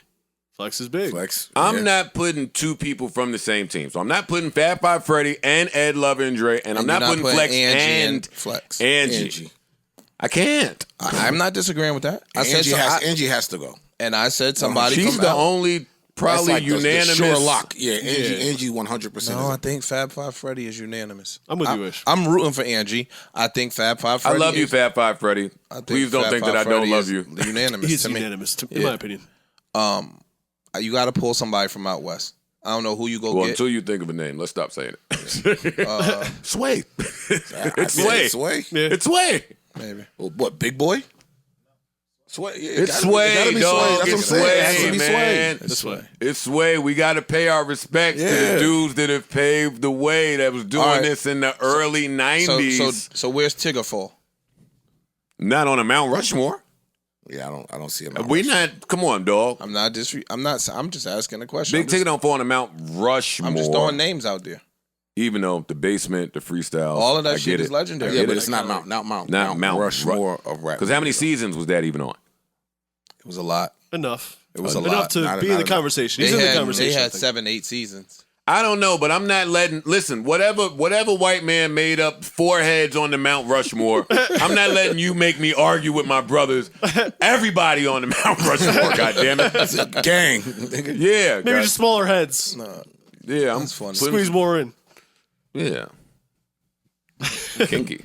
That's hilarious. All right, so let's see. We're done with music. We're done with music. Polo G, man. It's another one dropping Friday. We gonna mention that. All right, name all the rappers I'm No, that's it. scared to talk about. I ain't scared, but yo, I'm looking. That's one I'm personally Not a looking Snoop forward thing. to. The So, Snoop thing is big. Oh yeah, Snoop taking over the. they got the track list out. Snoop is the track list for Migos. Okay, let's see. I just want to see features. Drake is there, Cardi B is there, Polo G is there, Future is there, Justin Bieber is there, Juice WRLD is there, Pop Smoke is there, NBA. This is gonna be fire. Oh yeah, That's not. This is bad. gonna be fire. That's not a bad track list. And you know what else I like? Like that's a 19 track album. I'm liking that they got away from these little short ass albums. Like we getting some. They've been in the 18, house 19, all 20. year. I like that though. Yo, niggas been home happy for a with year and this. a half. I'm happy with this. He about to go so crazy on Sweetie. Oh my God. Oh my God. See, it works in reverse for the male rappers. When we go through a breakup, fire is on the way. And when she started, you know what I mean, doing her out here, I saw a tweet, hey, I'm looking for someone that can paint a naked picture of me in person. Niggas was like, excuse me? Yo, I just learned how to paint yesterday. I just got some new brushes. I just got my painting degree. I just left fucking what's that shit all the painting The shit? Guggenheim. Yo, what's that shit they go to buy all the supplies? Michaels. Michaels. You running Michaels and meet you a little eclectic artsy creative, artsy girl. Yeah. Right there in Michaels. Oh man. All right, no more music. You done? You got any other anybody else? Oh you no, got? nobody else dropping. No, that Justin looking Bieber did a remix of Peaches. He invited some black friends along. And there's a remix now. Usher's on it. I won't speak bad about it because I'm waiting on the Usher project. And happy belated birthday to L.A. Reid. Usher, Luda, and Snoop. L.A. Reid gave us Usher. Okay. True. And Justin Bieber. Did he? Excuse me? I was asking, did he? I thought it was Puff. Wait, what? No. LaFace. Yeah. LaFace. I thought Puff had him first. No. No. No, he worked with Puff. Can you get with it? No, his mother sent him up here to New York to live with Puff. He lived up here for a while. Make it more serious issue. What the fuck is going on? Yo, this guy's nuts. Something's wrong with you, yo. He said he goes out serious every time. Is that what I did? Yeah, he stopped me. No, his mother I didn't brought say- him up here. Yo, Ish, you That's right. not what I did, but all right, never mind. Keep What do you do going. for fun? Build houses, nigga. You don't have no fun. Fam, just this wait. guy is crazy. Oh my God. Yo, something's All wrong right. with you, Snoop yo. Dogg is the new creative executive for Def Jam Records. Round of applause. Variety reports, y'all know I love Variety. Snoop Dogg has joined Def Jam Recordings as executive creative and strategic consultant. A new role that will allow him to strategically work across the label's executive team and artist roster. According to the announcement, with an immediate focus on A&R and creative development, Snoop Dogg is joining Def Jam as senior strategic advisor based in LA. Based in LA and reporting to Universal Music Group chairman. Oh, he's reporting directly to Lucian. Okay. And Def Jam interim chairman and CEO Jeffrey Harlston, who is pictured above left with Snoop. I don't want to read any more of this, and I want to hate on this. Why? I definitely want to hate on. I want to hate on this. It's hard because it's Snoop. I don't want to hate on Snoop. I love you. You But, are a brother and a king, and I wish all the success to you. I want you to get all the bags in the Everything. world. Everything for you. I just don't want to read about it. You don't want to read about it? Nope. Why? Because then it's This morning I woke up this morning and was watching First Take. I saw Snoop on 75 different commercials. He's the new Shaq. Sure. Yeah. Snoop is promoting things that just whatever. They pay. It's just whatever. It's just whatever. And I love that for him. I love that for him. But then when you come and get the gig that you should get, that you should have been got, when this is the 200th gig, it's like, He's become that dude. he is that dude. He is that dude. He is that dude. I'm happy to hear someone that knows music have a high position at Def Jam. No, that's not enough. And somebody That's not enough. That's cool not as enough. Shit. Somebody that might be open-minded. That to ain't some enough. different shit. I need to know that Snoop has enough time to actively do this job. And Snoop is in. I need to know way that too Snoop many is different actually avenues. invested in this. I need to know that Snoop is not spread out. There's some young people over there that could really use his tutelage, guidance, and wisdom. So I'm not just going to say, hey, because it's Snoop, this is great. It has to be great for me to say it's great. I'm extremely happy for Snoop and Def Jam. They made the right move. And this is the second announcement they made too, right? They said Jeezy or Pusha, somebody else got some type of something with Def Jam. I thought I saw something. Jermaine Dupri got like a joint venture or something with them too. Jeezy servicing you. Yeah, that's old though. Jeezy, advisor. That was old. Said. Yo, listen, the good part about this is that Def Jam is recognizing that they need to reach out to people of the ilk to get it right. Yeah. That is the good part about this. So congratulations to Snoop. What is this story that's breaking right now that I had no idea about? Rapper Pooh Shiesty arrested in Miami over King of Diamonds strip club shooting. Is this breaking? This is new? Just surrendered today. Oh, he surrendered. Rapper Pooh Shiesty surrendered Tuesday to face a criminal charge from a shooting that allegedly happened over Memorial Day weekend at a strip club. And oh no, this is the one that was on tape. The rapper whose real name I won't say. He is 21 years old. I didn't know that. Wow. You know what? 21 years old, was booked into a Miami-Dade jail on an aggravated battery charge, jail record show. According to an arrest warrant obtained by Williams, shot a security guard in the leg. The incident happened May 30th, King of Diamonds strip club. Instagram him walking out. Instagram of him walking out of a show at the club with a weapon. What do y'all want me to do? What do you want me to do? This is where I get torn again. What do you want me to do? This is What where I do you get want torn me again, to right say? here. And this is why I want to stop. I want to stop interviewing rappers. I want to get this podcast far away from rap. I do. If you're asking me, it's been on the back of my mind for a few years now. Because this is progressive. Yeah. This doesn't seem to be slowing down or stopping, and I just got moral codes that won't allow me to discuss certain things, so I'm out of this shit. As I age, I just view it a little different. I know I sound like the washed old dude. But Nah, you just older. It ain't even washed. It's just older and smarter, and it's just staying away from the shit. It's not washed. Shit is not washed. And we just don't never have nobody to come out and say, yo, dog, this camera's in here. Well, it looked like, just from reading this here, that the guard kind of tried to do a little bit of that. It says the security guard saw a gun in his waistband. The guard then told the defendant to hide the firearm and tried to put his hand on his hand to prevent him from taking it out. No, this was after he had a whole bunch of money in his back pocket. Somebody smacked the money on the ground as he was walking out. So then he went to reach for the banger. I want rap to teach better practices. Yeah.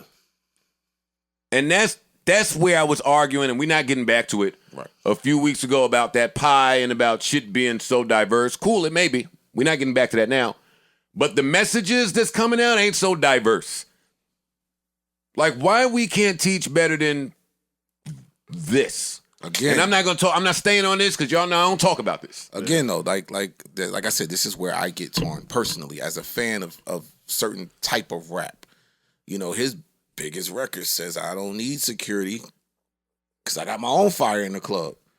Like, Why is it so bad for you to have security? That's the part that I just can't See, grasp. those two don't have to be connected. That could be a dope line. Anything you say could be a dope line. Well, again, okay. Let me go back. Let me go back. It don't have to be true. Okay, you're right. That's where also me and I'm guilty of this, and a lot of people are as well. We want our rappers to live what they rap. Enough of that. And that's where to a point. Right. Enough then of it. What's the point? Enough of it, because I can't That's even what hear, happens. What's I can't the even point? hear the fans of rap that The say, past, yo, the past, hopefully, I'm would be the point for me. Or This positivity. used to be me. Or positivity. Yeah. used to be But then me. we got to support that then, because there's no market. Like again, same argument we had before. Chance puts out a positive album, and what happens? He gets criticized for it. He gets laughed at. Rap is conditioning us differently. Ice, you're not torn. Let me help you. I am torn. I was about to say Let that me too, help but you. You said you ain't want to stay You're on the not topic. torn. No, I'm you now. I'm No, gonna you said you didn't want to stay on the topic, so I ain't saying I nothing. don't want to stay on it, but Ice is making it interesting now because every week You I can't- say, "Oh, you I'm can't- torn. I'm torn." Where's the Ice? tear? You're not Where- torn. 21-year-old You got kids a 1 year old. You got a 1 year old.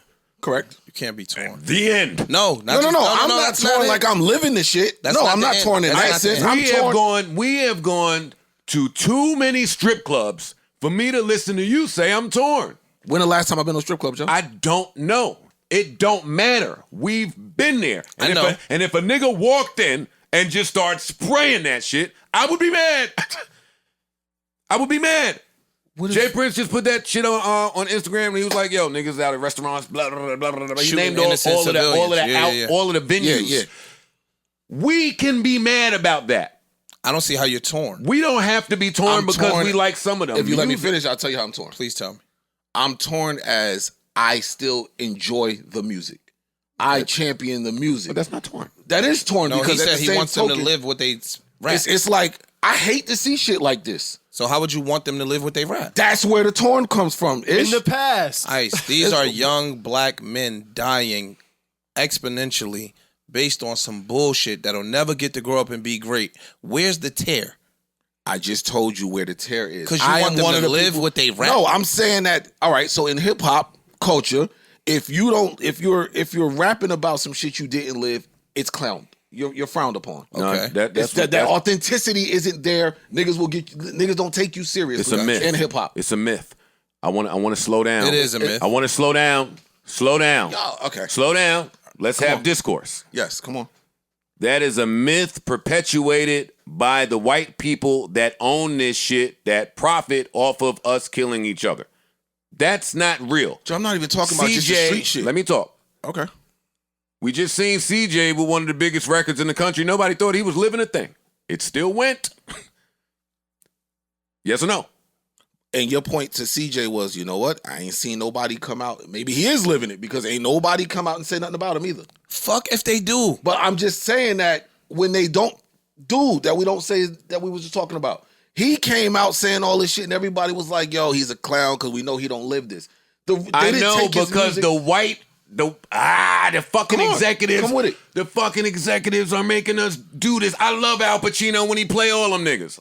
I don't think he go home and do It's all that only shit. hip hop we do that. It's only hip hop. And you think that we're getting that from us?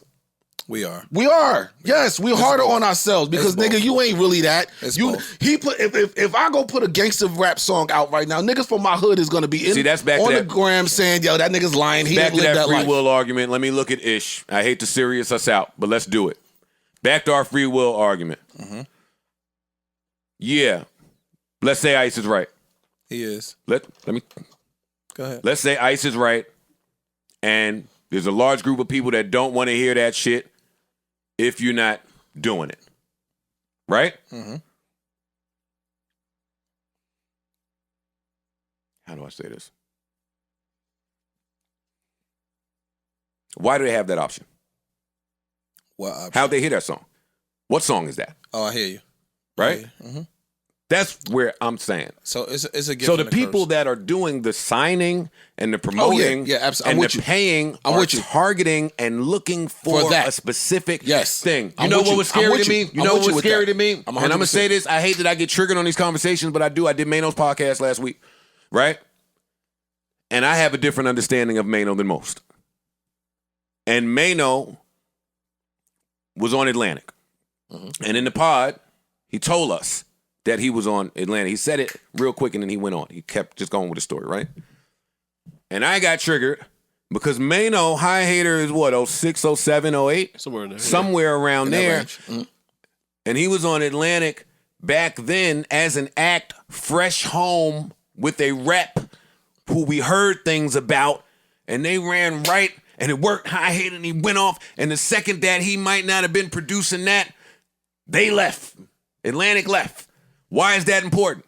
Because look at Atlantic's roster today. Pull it up. Pull it up. Pull all of it up. Every one of them niggas that we talking about today, 90% of them Are on Atlanta. they on Atlantic.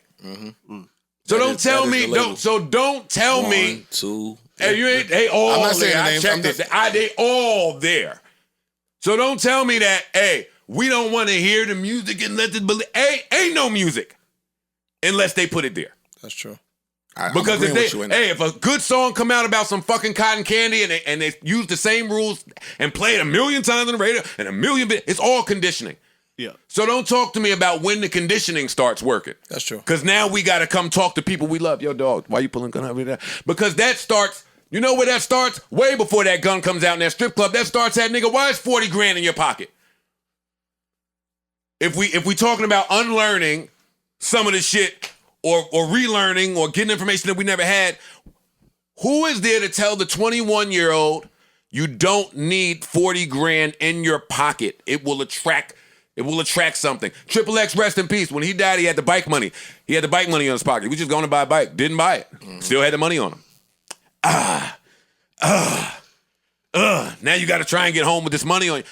It's not worth it is all. It's not worth it is all. And if we love this kid, which apparently a lot of people do, and he's got a bright future and he makes hits in his sleep and all of these things are true, then come on, man. What the fuck? What the fuck? Enough of this. I can't keep reading this. And be like, oh, hip-hop hooray. I can't hip-hop hooray through this. When hip-hop was hooraying, I didn't read this every second. Sorry to be all serious, but I mean, what the fuck? Every week. Literally, every week. Every Shit, not twice a even. week. I'm about to say every pod. Every And dog, pod. You know it's not my bag. time we It's sit every here. pod. Yeah, It's every pod. on this pod. It's every It's pod. every single And when you pod. have that understanding, like, granted, I'm jaded. I say it all the time. I am jaded. Yeah. But when you're as jaded as me, the jadedness comes through with every fucking thing. And for me, it's all rap related. 3 days ago, I'm on the internet. 2 Chainz post a video. Yo, y'all. These are all the cars I bought during quarantine. He said, I know it probably wasn't the smartest decision, but these are all the cars I bought. Oh, and the Lamborghini truck that is not in this. Now, some shit in if you're there, listening, let me read you the cars. God damn.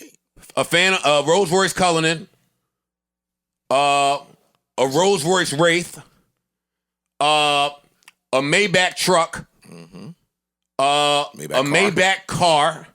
He had the vet. There was a Corvette. There was an oldie but goodie over there. It's a was a 70s Corvette? Chevy or some shit. Can-Am. That was a Corvette. There's or a McLaren. motorcycle bike over there, and there's the classic right there. Chevelle. Chevelle. Yeah, that's a Corvette. New Corvette. That's the vet. That's a new bet. They look good now. Now, I ain't knocking him. I'm not knocking him. 2 Chainz might have $30 million somewhere, and that's what he felt like doing. Awesome. The message, though. Boy, that was troublesome for me. Me, who don't have a car. For a reason. Shit is fucked up. It's a pandemic. Want to be wise with the money. Maybe I don't have as much money as 2 Chainz. Cool. But what the fuck does this tell the people that don't know no better? Then as soon as they get a lump sum of money, they then run out and get some shit that's about to depreciate in 2 seconds. It's a fucking pandemic. Where are you going? Where are you driving to? You showing me cars that are only made for 6,000 miles a year. What are you showing me? It don't make sense. Only in hip hop do we pass down the traditions that don't make no fucking sense. And again, shout out to 2 Chainz, friend of the show. This is not an attack on him. He maybe can do it. I ain't talking about niggas that can do it. I'm talking about niggas that gotta hear it. Nah, that's real. I was talking to one of my homegirls the other day on the phone, and it was like, yo, Dog, you remember back in the day when a dude would pull up? You know, well, Corey close. You too. Back in the day, you could pull up with a Lexus. You could pull up with a BMW. Like, if you pulled up with a GS back when I was a kid, you was the man. They was 50, 60 grand. Right. Now to pull up, you got to spend $200,000. Girls is pulling up next to you in Maseratis looking at you like, hey, little man. Like, hey, little man. You can't even impress a girl in the hip-hop culture with a $70,000 car. That shit is trash. You got to spend $200,000 to pull up. Only in rap is this Only in our cool. only in our Rap, culture, I yo. mean, Only in our culture. All of this shit. Only In our culture. This That is so $3 true. million in cars Yeah, more than that, man. Well, I was going to say that could be more than that. More than that. during a pandemic. Oh, you ain't see when the Pandemic garage prices. opened up? He had more right outside. Yeah, but this is just what he bought during That's the during the pandemic. He said during I know. the pandemic. I know. During quarantine. All Now, that I shit out thought he there. was about to show me one car and just show me his collection that he had over the years. Duffel bag. Or some Boy, old he classic said I shit bought that was some all of investment this shit. during the pandemic. I understand rappers and are Affinity for to luxury do shit. that. And you got to show. And you gotta show it. I'm about to say And you you got gotta show You it. got to show niggas that in a time where in the pandemic where everybody was losing money. No, you don't. Well, no, Even no, I'm that's not saying you nigga have to do shit. that. No, no, no. That's I'm not, part. no, no, no. Wait, That's wait. part of the I hate it. overall problem. I hate it. My bad. Wrong word. I'm not saying you have to. I'm saying what he's doing. is Why? Nigga shit. Yeah. Nigga shit. Why? Why do we have to show? We don't have to that do It's we only don't hip have hop to where do we that, gotta bro? show you Yeah. that we still We don't. up when everybody else Yeah. is down. You don't see only fucking hip-hop. Aerosmith running around doing that. You would only see that on MTV Cribs. Or Chris Hansen. Yeah. Show me Chris Hansen opening up his garage. See, because when he was talking like 40 years. Oh, no, I heard him. Oh, we before, right? Oh no, I heard it. Before. Never mind, man. Yeah, nah, that's real. That we condition. I'm sorry to go this, on that. but no, I'm no, sorry, no, you guys. because it Hold on, ties. nigga, I was trying to No, ask. that's a good. Good. You're 100% right in that, though, Joe. No, it You're right. ties in though to the guns and the murders and the other shit. It ties in. It's the culture they that one we and the champion. same. It's the They're one ecosystem. and the same. It- They're it's- one and the same. It's the shit that we champion. They're We one and the champion same. this shit in hip hop. And moving right along, Here we go. We right go- we right went- back to it. we go right to Robert Kraft though, who has more long money than Train Smoke, and he can't get a Bentley unless Jay-Z, Meek Mills, and Michael Rubin buy him a car that he's been wanting. He can get a Bentley. No, he can, but it was like I a know, special I know. edition Bentley that they found for He him. still could have got the Bentley. He's not if he- prioritizing that though. Michael Rubin, Meek Mill, and Jay-Z sent Robert Kraft his dream Bentley for his 80th birthday. Look at the cars in his thing: a F-150, a old Range. A Ford. Think about that, bro. That's a Buick back there. Like you said, that wasn't his priority. One day I'm gonna do an honest podcast. wasn't his priority. Where I just tell He the wasn't truth thinking about that car. shit. You can't. Like, why are they showing this to me? It's weird. I don't care. Yeah. The whole world is, half the world is fucked up. And y'all showing me a gazillionaire getting a car from other gazillionaires and Meek. Something's off with that.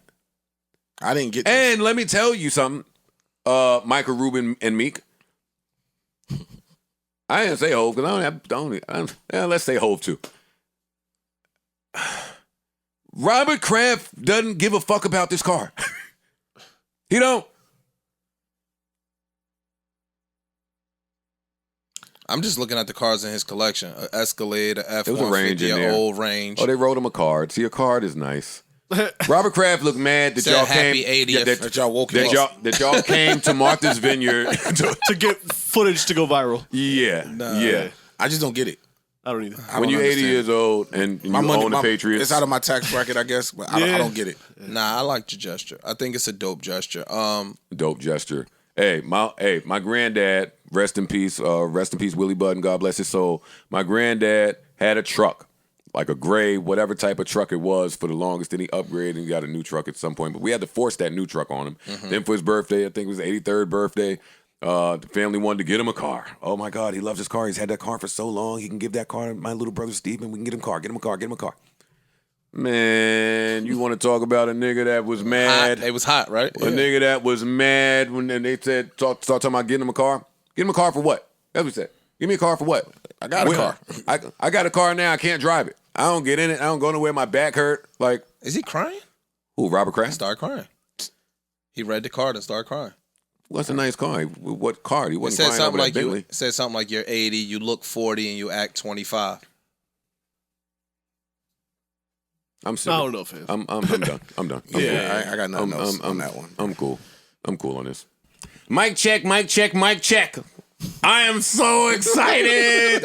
I am ecstatic right now. Now listen, we have a very special guest in the building. A fucking king, A legend. an icon, In my own mind. and ours. and ours. I received an email not too long ago that asked me if I wanted to have this gentleman who was a part of so many important moments in my life that I instantly said, you fucking bet you fucking bet I'll take him. So let me hit the round of applause for one of my favorite television people of all time. You guessed it. Chris Hansen is in the building. Double applause. Double applause for fucking Chris Hansen. Are you kidding me? Thank you, Joe. Chris, first of all right, applause. Little long applause. Enough already. He's not that great. Yeah. Chris, first of all, thank you for coming. Joe, thank you. I really appreciate. No, it's cool to be here. Man, Parks. I'm sitting next to Chris Hansen, which Well, probably isn't a good thing. Don't pretend like it's the first time, Joe. There was that night in Cincinnati. Now, Chris, what are you doing here? What are you doing here? I've been going through some transcripts. And I see that you go by the secret screen name, JoJo 6969. No, I don't have any secret screen names, but Chris, you are like the first cancel culture. That's who you are. Okay. Thankfully. That's an interesting way. Yeah. That's a good one. He's the good one. When, Yeah. when we had no idea, Chris and his team were in that. They had his team in Video Village, whatever room that was back there, and they were just Googling nasty pedophiles. Well, you know, how it started was not as a whole series or thing on its own, but it started as me pitching a segment for Dateline. And I had heard about this online watchdog group called Perverted Justice. And they would go online, pose as 12, 13, 14-year-old kids. And if an adult hit on them, had a sexually charged conversation, and made a date, they would post that person's picture on their website. Some were arrested, some were prosecuted. I started to think, well, if we could use their ability as decoys and combine it with our ability to wire a house with hidden cameras and microphones, it could be compelling. Okay. And so I pitched it, and a bunch of smart people at the network at the time weighed in, and we did it. As a segment, you pitched this to Dateline. As a segment. Dateline is already one of my favorite shows as well. Okay, so a segment, and they loved it. Well, it was interesting. So I'm driving out there, and the first one was in Bethpage, Long Island, right? Just outside of New York City here. And I'm caught in traffic on the Throgs Neck Bridge. And I start to think, what if nobody shows up? What if I've just wasted tens of thousands of dollars of the network's money? And within my producer, Lynn Keller, calls and says, where the hell are you? We've got 2 guys scheduled to be here in 45 minutes. And it was nonstop. 17 guys in 2.5 days showed up at that house and it surfaced in that investigation, including a Brooklyn firefighter. Wow. Jesus. 17. 17. They couldn't Now- wait. No, They couldn't wait. and we had 2 guys show up at the same time. We had, the first guy comes in, and I'm just trying to keep my heart in my chest, because it's, I've done a lot of spontaneous, edgy interviews over 40 years, but this is the first time we set something like this up, right? So the first guy comes in, we do the confrontation, and he walks away. The police weren't involved in those first 2 investigations, so they went. Okay. They left. I had security, so we were protected. So he leaves. Second guy comes in, same thing. Pretty interesting. Third guy comes in. At this point, the transcripts are piling up. They're all screwed up on the table. I get the wrong transcript. I go out. It says here, you wanted to do this, that, and the other thing to a 14-year-old girl named Beth. No, it's not me. Excuse me. Go back. A 12-year-old named Sue. No, it's not me. I said, Sorry. A 13-year-old named Lily. Yeah, that's me. Okay, good. We can continue. Damn, and he's still caught. You're under arrest, creep. Yeah, and we had him, So you pitch this idea. It takes off. It's a huge hit. It runs for how many seasons? Originally it wasn't a seasonal thing because it was just a reoccurring segment on Dateline. So we ran original episodes for 4 years, basically. And then I did it again a few years ago, and those Predator investigations ran on Crime Watch Daily, a syndicated show that I did at the time. And now we're out shooting new investigations. In fact, we just finished an investigation a couple months ago in Michigan. And once again, we had a guy who was a prison guard surface. We had a guy who was a contractor who did work in the governor's mansion. We had a guy who used to be a cop in Lebanon. These guys keep showing up. And so we're not doing any new series. This show shouldn't be able to work with your face still, is what I'm saying. Joe, like, you're I'm recognized. I know that's what I was getting ready to say. Like, what you guys it's say still working? makes sense. And because they're all jazzed up to meet this kid, whether it's a boy or a girl, they're already invested by the time they get there. Now, yeah, we have people who will say in these investigations and in law enforcement investigations across the country that, is this Chris Hansen? Is Chris Hansen there? You know, is this his team? And they show up anyway. I was just at CrimeCon this weekend in Austin, Texas, which is... I didn't even know they had a crime. Well, wait, there's a crime con? Yeah. Whoa. There's a and con it's for big. everything. What is that? What is that? So think of Comic-Con. Yeah. Only people who are very much into Crime. Predator investigations, crime investigations, Dateline, ID, you know, all the That sounds like something you need to be at, Joe. It's quite something. This is Do interesting. they have like a lot of spy gear and stuff? Like, Not quite so much that, but they did have a lot of people who just are genuinely and Into crime. followers of crime stories, and it was like, you know, overwhelming a little bit. I did two presentations. I did one on journalism in the broadcast digital age, and one presentation on predators specifically with a commander from an Ohio task force that looks into this. And I had been invited a number of times, couldn't make it, didn't do it last year because of COVID.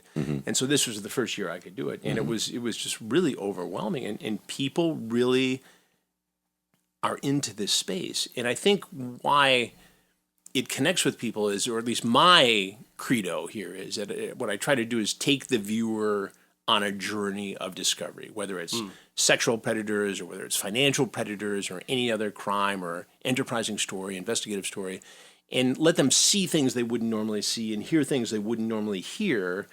And I think that's fascinating to people. yeah, I think it's like a puzzle for people. They get to try to figure out the problem you themselves. get to be an armchair detective Yeah. in some ways, and you get to see stuff you wouldn't ever have a chance to see. When you hear the dialogue of an adult talking to a 13-year-old boy or girl, it's upsetting. It's upsetting, and you also get a sense for the grooming process that takes place. When we were kids, you know, the word was don't talk to strangers. Well, the problem today is, while that's still good advice, the guy who's a stranger on Wednesday is going to be so coddled up to your kid by Friday, they don't even look at him. They're not a stranger anymore. And you read these, I can almost, you know, cite them from memory as to how these guys groom kids. But today, don't you talk to strangers? I was about to say today We it's a rely on different strangers. mantra. Ubers, No, it's a different social mantra. media. It's a whole different world. I mean, Instagram, you're talking to strangers. Exactly. And that's how people, I mean, when we started the Predator investigations, we merely had decoys on chat rooms, on AOL and Yahoo. That was it. There was a massive fire in the Bay Area. Yahoo was down. We were out of business in Georgia. We had to stop the investigation. Well, today, I can't even keep up with the number of social platforms that exist. Sure. And each one of those, especially during the pandemic when more kids were online more often than ever before, is an opportunity for a predator to approach a kid. That's scary. You Yeah, guys, it is. It's scary for normal people. I watched Chris invite the predators in the home and then chase them up the block. He used to walk out hey, Daryl, no, come here. I got some questions for you. Like, how did that feel? Like being the guy? I know that's part of the show. Yeah. But I assume these people to be dangerous, Chris. Well, I had to grow into it. Well, you you're know? taller than I thought. Let me say that. Yeah. Well, I have a bit of a presence, you know, and I've got security behind me. What people don't often see is, I was gonna ask you know, that, Ronnie Knight, who's got Guns. the ability to protect me do what he and needs to himself do. and everybody else in there. Right. Sure. Quick Fortunately, trigger. we've never had to, resort to that.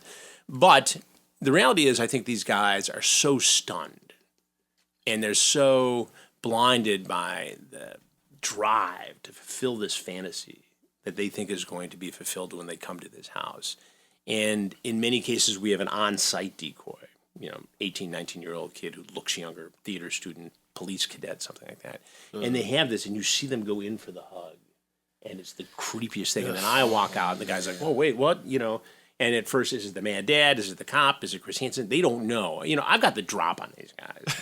I mean, really. I mean, imagine that. No. I mean, imagine what's going through your mind if you're on the other end of my withering. Yeah. And you just come out so Interrogation. nonchalantly, hey, Well, but Chris there's a is the reason. man. how are you? There's a Hey, reason have a for seat. that, though, because Sit on down. sit anybody down. can jump out of the back room or from behind that curtain or the bushes and create 10 seconds of dramatic. Well, now that you mentioned, no, Yeah. We'll surprise you.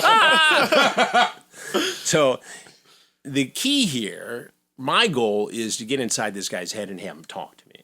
And so it's a bit of a cat and mouse game because I will get tough on the guy.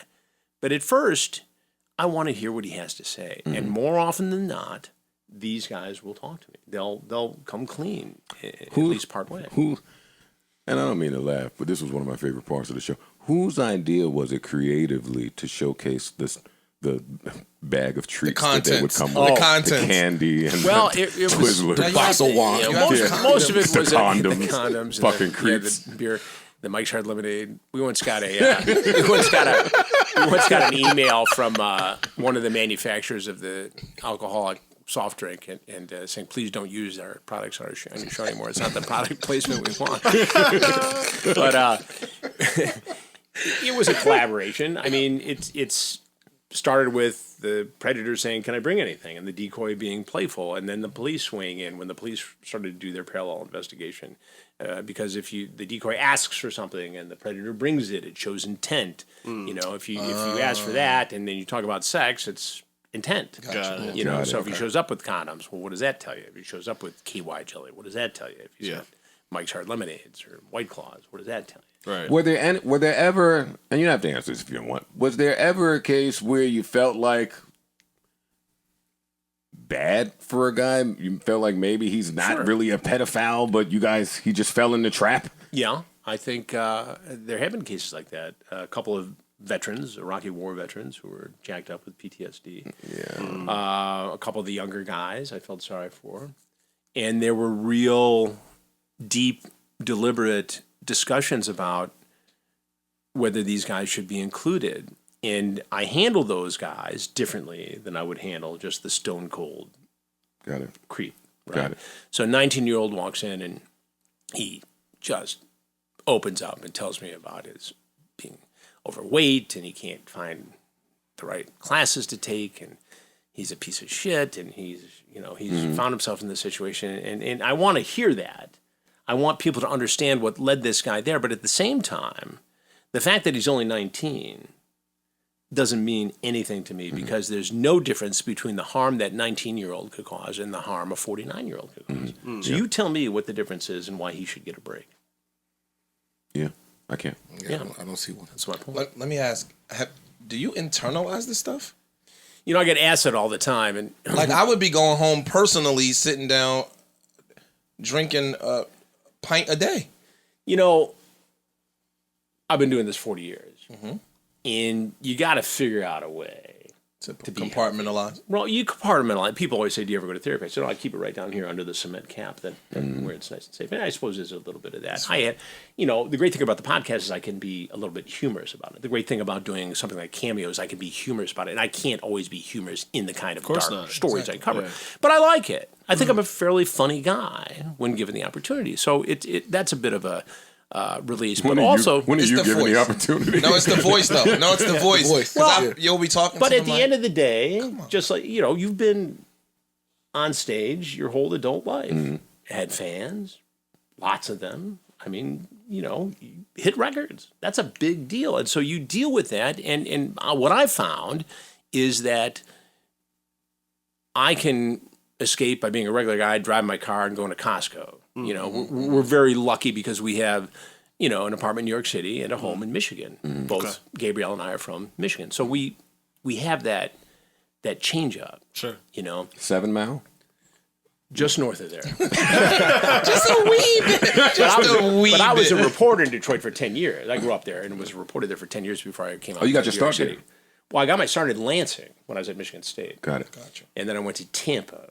And then I went to Detroit for 10 years. So I know Detroit pretty darn well. Just 40 years. Every time you say that. How do you think I feel? No, listen, man. There's some acclaim. There's something that goes with that to be able to do something at the top of your field for 40 years. It's just a long time. Well, I was lucky. Look, in those days, Joe, you could get a break when you were younger. So I was at Michigan State.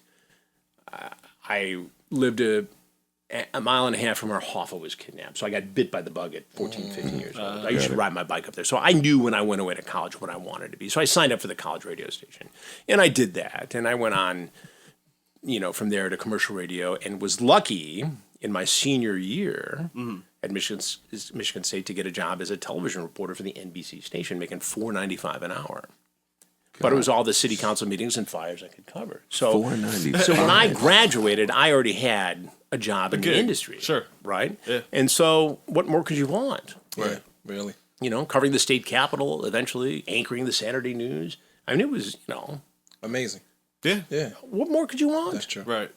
And all I ever really want to do is become a reporter for Channel 7 Action News in Detroit and report to Bill Bonds, the anchorman. Oh, so you was looking for trouble. Yeah. No, that's now. He was looking for the smoke. But the rest of it was gravy to me. It just, it's opportunity and hard work and a little bit of luck. My two sons are in the business. One lives in Brooklyn. He's into television production, film production, commercials, and he likes being behind the scenes. The other one's a reporter for the Fox station in Oklahoma City, and he's working his way up.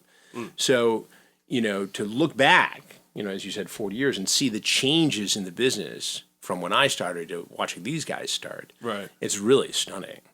I mean, I had videotapes that were that big. Right. That I had to edit, Right. Connor, who started Traverse City, Michigan, I mean, he shot his own stuff, and at the end of the day, he'd sit in a Starbucks with a laptop and send it in. And order latte. Yeah, exactly. No, that's great. What was the difference in, if you don't mind me asking, the business when you pitched the segment versus when it became a full-fledged show? Well, it's interesting because we did the first story, and I think it was 2 parts or 3 parts, and it sat on the shelf for a minute. And one of the executives on the show said, they knew what they had. They knew it was important. They knew it was big. They knew it was good. They knew it was different, groundbreaking. But they had a hard time getting their arms around it. And because I lived in it, I had less of a hard time. So the executive said to me, I just don't know how to promote it. And I was getting antsy about getting this thing on TV.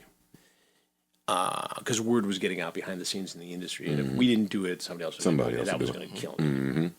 So I said, here's how you promote this story. There's a man on your back porch with his penis in his hand, and he wants to stick it inside your daughter. Tonight, And they did we're that. going to show you how to prevent that from happening. And everybody And went they did silent. that. They said, Hansen's finally lost his mind. He disrespected a senior executive at the network. And the light bulbs went up and said, all right. And that's what we did. Wow. And it aired that September. I got a question regarding the Crime Con. In your experience, and even if it's not your experience, do you think that the obsession with crime docs and stuff is as big anywhere else as it is in the United States? I do. And I say that because we have a huge audience all around the world. The UK, Okay. India.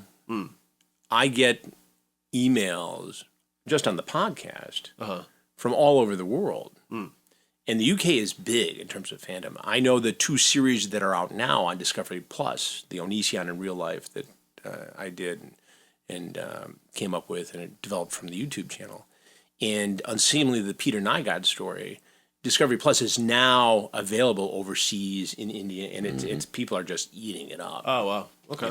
So I think it's a worldwide phenomenon. But yeah, it started here. But the UK has always been big Sherlock in Holmes crime and stories. such. Yeah, but they're big. In fact, ITN, which is the private network version of BBC, that was my production partner for a show we did 3 years on ID called Killer Instinct. Okay. And Love they're- Killer Instinct. They're very much into it. Yeah. This guy's nuts. This is his thing. I love crime docs too. Joe- I Joe's suppose going- it's Joe's short going it to Crime was me being a Con. fucked up Yeah. American I'm or Mr. Crime Doc. Joe is Yeah. going to Crime Con next If year. there's something where someone was murdered and we have to figure out how to find the killer, Yeah, you're in. that's my thing. American Greed I like a lot. Yeah, that's a good series. Oh my God, I love it. What are some of your favorite Are you into this crime stuff? I am. Mayor of Easttown. I mean, watch it. I know it's your job. Yeah. You know what I got into this year for the second season in a row is City on a Hill with Kevin Bacon. I've been meaning to watch that. It's Showtime, right? Really, and again, it's basically a story about Boston in the early 90s, and Kevin Bacon's an FBI agent, kind of a rogue FBI agent, and there's a DA, and It's always a rogue FBI he's agent. right up there. Yeah. And it's always Kevin Bacon. And it's Kevin Bacon's and it's a just monster. I love him. I think one of the Love him. reasons he's genius in it, number one, but number two, I was a reporter in Detroit in the early 90s, and I knew characters just like that. I drank with characters just like that. I smoked cigarettes with characters. I got tips from characters just like that. And so it just really resonated with me. I just I've thought been it meaning was to very watch good. this. It's you'll not be disappointed. I'm sure not. So now, crime podcasts are and have been all the rave. Right. Yeah. And this is for like years Yeah, now. oh, yeah. With Serial and just there's too many of them for me to name. Did that play any part in some of the thinking behind turning this iconic show into a podcast? Because when the show left, right, I was one of the fans that was saying, "Well, why is this leaving? Right, I love right. this." Yeah, same Yeah. here. Like, Well, that we're was back, a ritual. so we're back. That was a ritual. We was. And I'll be able to tell you in a Yeah. couple weeks where the new TV series is going to end up. But we've Awesome. got the sizzle's done. We'll We're out be there watching. selling it and pitching it, and we'll be out there. And like I said, we've already shot some of the Yeah, because there's still pedophiling out there. Yeah. Oh, yeah, more than ever. They're worse. You know, but on the podcast, I had danced with a couple of different ideas and agents pitching this and that and this kind of podcast, and it would be like, once we figured out what it was like, oh, somebody already did that. And so finally, I got together with my current producers, Steve Cohen and Joe Garner, and we said, let's just do what we know people want, at least out of this particular podcast, which is predators I've caught. Yep. And so I dig back into these cases and just basically immerse myself in one of them. Or I will interview somebody like a decoy, on-site decoy, which we did last week, Casey Morrow. And we catch up with them and how this impacted their life and find out where that predator is today. And we found some amazing stories. So the fellow who's on the episode that just dropped, he shows up at our house in Ohio, knowing that he's going to go to prison that Thursday. He shows up on a Sunday night knowing he's going to prison that Thursday for getting caught in another sting operation. And all the while, the police are investigating him for sexually assaulting a female relative who was 10 years old. And so because he got caught in our sting, where we had a parallel police investigation, he gets nabbed on all three. So as opposed to going away for 11 months, he goes away for 10 years. Good. And he's out now. And so we not only take you behind the scenes of what was going on leading up to this We particular show guy you his walking in. new address so you know Yeah. where to stay Well, away yeah, from. exactly. Well, he's a registered sex offender, but we found some amazing postscripts to these cases, and I really, I just immerse myself. I mean, I relive it, I get into it. Some of it's just me intercutting with some of the sound from the original investigation, and people seem to like it. So what's your experience with the people that have gone to jail and maybe come out for some of these crimes? Yeah, great Is question. there a path of reform? Do they thank you? I've never been really thanked. There was one guy in Fort Myers said, "Thank you for the kick in the pants," and off he went. I don't think he really was thankful. Yeah. Especially after the Fort Myers police tackled him. But Some of them seem like truly. I don't want to use sick because that's a bad word, but well, it's true. Well, it You're is a right. sickness. no, Yeah. it's a sickness. But some of them almost seem relieved when you would come out. You're like, exactly I'm right. getting Yeah. caught. You're You exactly follow me? right. Like they'll Absolutely. Be like, I think some of these guys have gone straight and not gotten into trouble again. I think, and I'm not a therapist, but I've talked to a bunch of them about this particular situation, and I think they break down into three different categories. I think they're, the heavy hitter, who with or without the internet would be offending. He'd be the bad little league coach, the scoutmaster, the guy hanging around the theater, the playground. Can't fix that guy. You gotta lock him up forever. You got the younger end of the spectrum, 20, 21, socially inept. See somebody who's 14. Well, it's wrong. I know it's wrong. But I can It really harm mentally this, but I control can them. figure it out. And then you got this guy in the middle who has a predisposition for this, but wouldn't necessarily act out on it without the internet, the addictive nature, the 24 access, and the anonymity where these guys start saying stuff Right. that they wouldn't say face to face. Right. So suddenly it normalizes this sexually charged conversation with a 13 or 14-year-old kid, and they cross this line between reality and fantasy, and they're knocking on our door. And that's the more vexing problem to fix. You can take all things created equal, a 21-year-old who isn't mentally warped and say, look, you're on probation, you're going to have to register as a sex offender for X number of months, and if you do this again, we're going to lock your ass up. Right. The other end, lock them up forever. Right. In the middle, not so easy. Right. Case by case basis. And the reality is, it's not like cosmetic surgery, this practice of medicine. It's not glamorous. Who goes to medical school, graduates with $100,000 of debt, and says, oh, you know what? I want to spend my life working for the U.S. Marshal in federal penitentiaries with groups of sick, twisted sexual predators. Not many. People do exist. People but do yeah, it, and yeah. they do a fine job, and thank God for them. Right. But it's not a glamorous aspect of medicine. And so we have a very much a lack of treatment. And there's a lot of research worldwide. But it's, what are you going to do if you're a doctor? So, speaking to the research and speaking on you saying that you believe some of them have a predisposition, what do you say to the new wave of people that say you can be born with an affinity for children? Because they're making a plea now to include them as a sex group, right? Yeah, I don't buy into that. It's children. I think that are was a children. Facebook Children meme need that to I've be. seen. I don't know if it was. Yeah, I real know or what you're not, talking about. It's No, they're really trying to make it an accepted group. How can we make it even creepier in here? Yeah.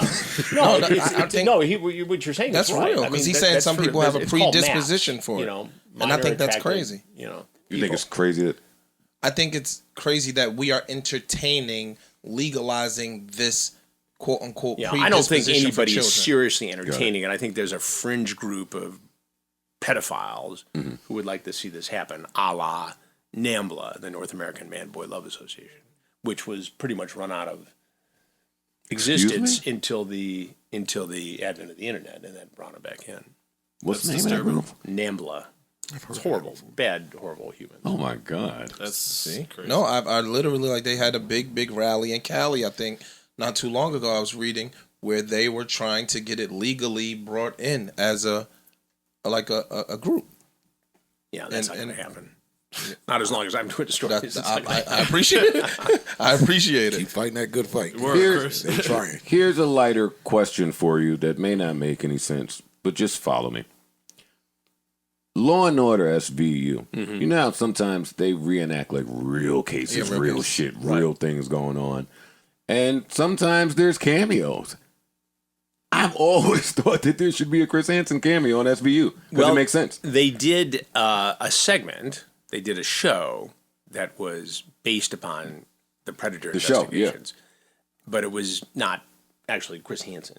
Now, I can tell you that when my boys were in high school, to have a father on TV was not that big of a deal. They went to a high school, East Coast, with kids whose dads were musicians, and TV guys, and sports guys, and captains of industry in Wall Street. But when South Park did a Chris Hansen Predator episode, suddenly I was the coolest dad around. I had made it. That's hilarious. Yeah, I can imagine. No, that's Have a seat. and and they don't tell you they're going to do you before they do it. Really? So I'm in San Francisco on a shoot on an unrelated story, and one of my agents texts me and says, South Park's doing you tonight is pretty funny. And about 20 minutes later, it's taken a dark turn. have a seat. I'm Chris Hansen. Earlier, I was telling these guys, we were having a conversation. We were talking about sports commentators. Playoffs are on, and I was saying how some of these people that aren't sports commentators at all are really changing the game in sports commentating, and I feel like that kind of applies to journalists and personalities as well, right? So, do you find yourself now coming into a space where you and all of your credentials, your schooling, and your wealth of information now has to compete against maybe somebody who just decided to pick up a microphone and read a newspaper and give his opinion on it? Like, do you feel any of that at all?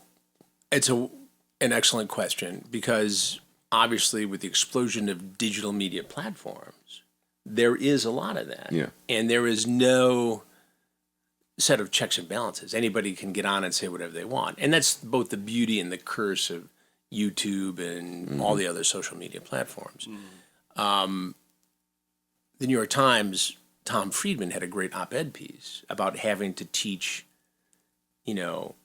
civics in a whole new way to a whole new generation, because just because it's on Twitter doesn't mean it's true. Right. Just because it's on YouTube doesn't mean it's true. YouTube allows predatory behavior, bullying, sexual inappropriate content on a daily basis. In fact, the Onision in Real Life series that is currently on Discovery Plus grew out of my coverage of the Onision story. Onision is a YouTuber who is essentially, the Jeffrey Epstein of YouTube, and was accused of all kinds of impropriety. He was very popular very early on YouTube, made a ton of money, and then started to use his power as a predator, essentially. Wow. So we start digging into this. And to me, YouTube was sort of an experiment. I better get some real estate here. Right? Yeah. So we started the YouTube channel, Have a Seat with Chris Hansen. Well, one day we wake up, and we've got 350,000 subscribers and 22 million views, partially because of the Onision investigation. Then we looked into another guy, a musician named Davi Vanity, who's got alleged sexual assault victims all over the country, all over the world. And then we did stuff on the pandemic because we found, look, you can just turn this thing on. So I can have, from my house in Michigan where we were quarantined, I can have husband and wife doctor team from Brooklyn and Manhattan, a restaurant owner or two, a nurse from University of Michigan, and a guy who's embedded in the emergency task force. Where else are you going to find that on that show by people just having laptops or phones and turning this on and making it happen? The George Floyd case, we covered that. Basically with, a setup that's not as sophisticated as this. And so it's great. And citizen journalists are important. I think so. They bring a lot of information. And I benefited from that as a journalist. My collaborator on YouTube now, a guy named Wes Most, incredibly creative and helpful. And a lot of my content wouldn't exist without his help. I say all the time on this podcast, a few years ago when bombs were just randomly going off on 36th Street, that was a citizen journalist to say, hey, everybody, stay away from 36th Street. Yeah. There are bombs just going off over here. So, yeah, I totally agree with that. Fuck. I got another question. If you go ahead, while you search, go ahead. What do you think about speaking of the internet and all that kind of thing? The Pizzagate conspiracy. That was the one. That stuff. It's bullshit. Wait, what? What do you mean, Chris? It's conspiratorial QAnon bullshit. You are the last person that can say that. No, but if he's the guy to ask. No, we have to say it. He has to investigate it. I have looked into it. I haven't thoroughly investigated. Did you but go I to know the pizza shop? I did not go to the pizza shop. Oh, didn't what? But I can tell you, based upon the way this thing came about, the way it developed, who's pushing it, promoting it, and it's bullshit. Chris Hansen. I'm just telling you. Chris. I'll stake my Steve. reputation on it. Steve. Heard it from the man himself, man. Yeah. Listen, Chris can't say that without going to the pizza place. I'm just telling you. Listen, I've the guy on talked to Netflix authorities. went to the pizza place and went to the back door and tried to figure some shit out. Yeah. He didn't come up with anything. Well, that's my point. I can save you the time. I can save me the time. But it was such an interesting story. I know, and but conspiracy theorists like me. Well, that's fine. I like to, toy with the conspiracy. Why were they talking about pizza so much in those emails? Well, because they like to eat pizza. That's what political operatives do. That's the only food available at 2:00 in the morning. I mean, there's a lot of explanations. And I get into this. Look, I've got friends on all ends and in the middle of the political spectrum, right? My conservative friends think I'm a wild-eyed liberal. My liberal friends think I'm in the best case scenario, a limousine liberal or a conservative. I mean, I piss everybody off, right? Everybody hates me when it comes to politics. Sure. And I just speak the truth, I think, or at least my truth. Yeah. But, what has happened in the last 6-7 years in this country, I mean, and partly because of the internet, partly because somebody can gin up a misinformation campaign so quickly that can get legs. I mean, I've had it happen. Tell me about it. Who's going to want to gin up a campaign against me, you would ask? I don't know. Maybe a predator-like guy who was nervous about me coming after him, who had a toolkit from Google, who was afforded that toolkit way early in the YouTube age because he was making millions of dollars for himself and YouTube. And he gets other guys to buy onto this because the way you make money on social media is clicks and clout. And they don't give a rat's ass, some of these people. Yeah. If it's true. Whether it's true or not. Right. If they can invoke my name, it's a guaranteed. Or mine. Or yours. Yeah. Sure. I Guaranteed- mean, you've been there. guaranteed Any it's true. public figure who Guaranteed is audience. trying to do anything of any import has been targeted. That's true. Yeah. No question for you. Well, Outside, right, remember where you heard it first. Yeah. That's breaking news. That's nuts. Right here on this pod, Chris Hansen is still shopping at Wayfair. That's what I was just getting ready to ask. I was about to ask you started about He the bought way- a dresser named Trevor. You just beat me to it. we looked into that. I mean, how could you not? I mean, how could you not? You know, I mean, it made the rounds. I looked into How'd you it. look into it, man? I made calls to my people in the human trafficking business, and Oh, I yeah, 'cause ran you down have some to of have the like plugs. Oh, and I've yeah, stuff. got you have- people. yeah, I got yeah. people everywhere. You know, I mean, 40 years in this business. I got people who've retired, gone back in, and have kids now doing that job in investigative work. Oh, wow. I'm into the second generation on this stuff. So nothing came of it. No, and the problem is, and They have human some odd trafficking. names, Chris. I know they do. There's some odd names are, for a and dresser. I've looked, right. And then they'll show a picture I of know.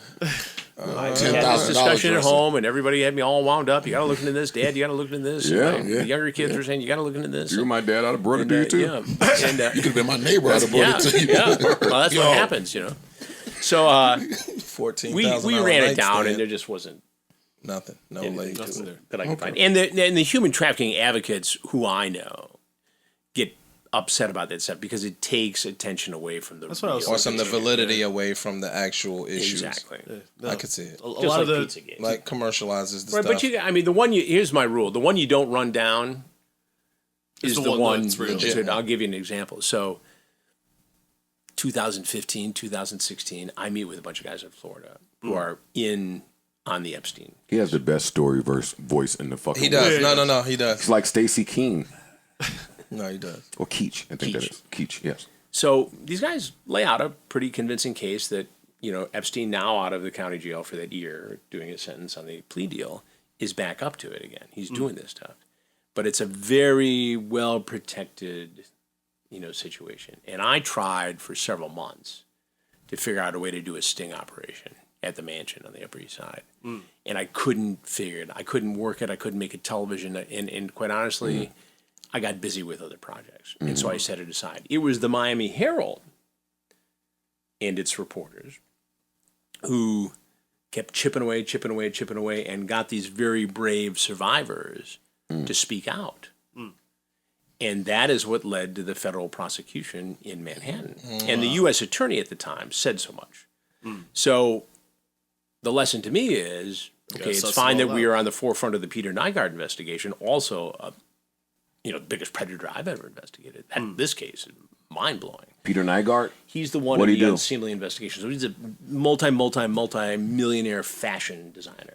And Okay. every pair of jeans you bought at Dillard's and many other places was Nygaard Fashions. Office on Broadway, office in Winnipeg, he's office out in here. L.A. So it turns out that over a period of 50 years, he's victimized perhaps thousands of women. wow. Some of them as young as 10, 11, 12, 13 years old in the Bahamas, where he has this major compound. Looks like something out of Jurassic These Park. niggas will keep a compound. so- over Listen, there. I was going to talk about it. I just No, came, I was coming I with just him. That's came my back next from St. question for him. Thomas. I was in St. Thomas, Yeah. December, and you're on a boat, and they'll show you right there is St. John. Yeah. You can't get off the boat without somebody greeting you at the shoreline, like, hey, what are you guys doing here? Got it. Like, they have the island on But he smash. had this compound, and so this guy was such a predator that, according to investigators, he drug and rape these girls, in some cases purposely get them pregnant, have them get abortions, harvest the stem cells from the fetuses, and inject them himself. What? With the fetus? This is real? This is real. This is in the story. It's on Discovery Plus right now. Unseemly, the Peter Nygaard Another one of investigation. my Can we stop the favorite. podcast and go watch that right now? Yeah. This is crazy. It's get ready to be Discovery is the shit, man. I'm telling you. I mean, that's Discovery Plus, and with the streaming stuff, I think that's where, I'm going to do a lot of my stuff. You're going to go watch that? I'll pass. I'm definitely going to. I know you're going to watch it. The Well, two of I us- lived it, insane. No, I don't want to. That's insane. A few more names I have for you. Sure. We don't have to discuss them, but Woody Allen. What do you think of him? You know, I've watched some of that documentary. Good one. And it's really good. And I just have to preface this by saying I've not personally investigated as a reporter that case. I've watched it.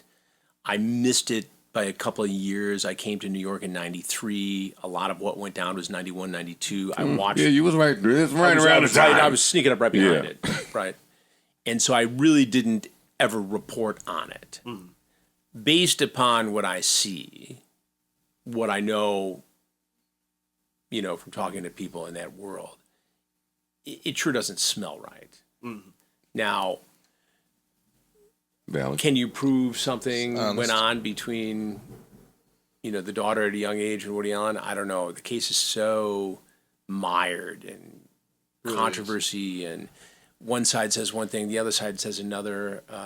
You know, is it creepy that you marry your stepdaughter? Well, For sure. I'll let you be the judge on that. Yes, the answer is yes. Yeah. So, Yeah, you know, I vote yes. he, you know, had that happened in But it wasn't- 2018, I think it would be a different story. I didn't mean to cut you off, Chris, No. but it's not so much just the marrying of the stepdaughter. It's the planning that seemed to go into that. And I didn't investigate this either, Chris. I'm going just off Right, but what I've if seen. you just take a look at the normalization of sexual attraction to somebody who's underage, you saw the theme in some of his movies. You saw the theme in his life. And then you think, okay, this guy made some good movies, unquestionably. He was the darling of the New York media because of those movies, because he played jazz at the club, because he did all that stuff, and because he was Woody Allen. And he had adult relationships and adult friends. People loved the guy. Right. And so the question, I think, and the New York Times raised this itself in an op-ed piece, was did he get a pass because he was Woody Allen? And would he have gotten a pass had all this happened in the Me Too movement? I doubt it. No, he would not have. No, he wouldn't. I can't imagine. No, he if would that have happened passed. today, I can't see that. But interesting you say that. I did want to ask you, how much of pedophilia do you attribute to American culture and just American? Well, I think you have to be careful, Joe, with the word pedophilia. Pedophilia is a medical term where it's got a medical definition. And so there's that. And essentially what it is, without having the medical book in front of me, it's adult attraction to a child who is prepubescent, essentially. Predatory behavior can be a lot of things. And that's why it's To Catch a Predator versus, or Hansen versus Predator versus, you know, Hansen versus pedophile.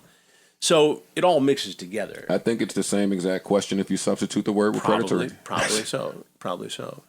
But I think, you know, the question is, can it be you're born with it, or can you? No, I'm saying The question is, like do you think that American culture Oh, feeds the well, potential? I think there's or the American glamour. history. I think there's a glamorization of it when you look at cuties. You know, I must have gotten 1,000 contacts on social media. Look into cuties. Cuties is, you know, glamorizing. That was the Netflix thing, right? Yeah, exactly. And I watched it, and you know, I wasn't comfortable with it. I didn't like how they marketed that. No, nor did I. I don't think it was illegal. I don't think it was child porn, but I didn't like it. You know, I didn't think it. You know, I think it doesn't contribute to that behavior. I think it could. You know, we walk a fine line with censorship in this country. You know, we want everybody to have free speech. Nobody will fight for your right to say whatever you want more than I will. I've made my living because of the First Amendment. But some stuff you just know is wrong. And I think there's some stuff out there that glamorizes inappropriate the sexualization of children. I agree. It's nuts. Do you believe that Jeffrey Epstein killed himself? I believe that the Getting you in trouble here, Chris. medical examiner. No, I'm cool. Can't trap him up. This is 40 years. I of believe genius. He's got this. I can dance like nobody's business. As my father used to say, who was in sales in the auto industry, don't ever try to bullshit a bullshitter. Yeah, I know this because I'm looking at Steve's face. Steve ain't worried. He ain't looking over here. He ain't thinking about you. Yeah. I think the coroner, the medical examiner, made an appropriate ruling that it was suicide. I think people made a lot of the particular injury to his neck that was only consistent with suicide 25% of the time, but it's still 25% of the time. Now, what bothers me about that is that how are you locked up as a high-profile inmate in a federal holding facility in Manhattan and have this go down what was apparently a second attempt. Yeah. And have him not being watched, Right. the camera being Cameras out. out. Cameras out. Yes. That Now, was the key. by every account, the MCO was understaffed, in bad shape, and all the things we know about from the reporting on it. But to me, it raises questions about, okay, in the best case scenario, it was dereliction of duty. In the worst case scenario, did somebody get paid to look the other way, or more diabolically, get paid to be a part of something that wasn't a suicide?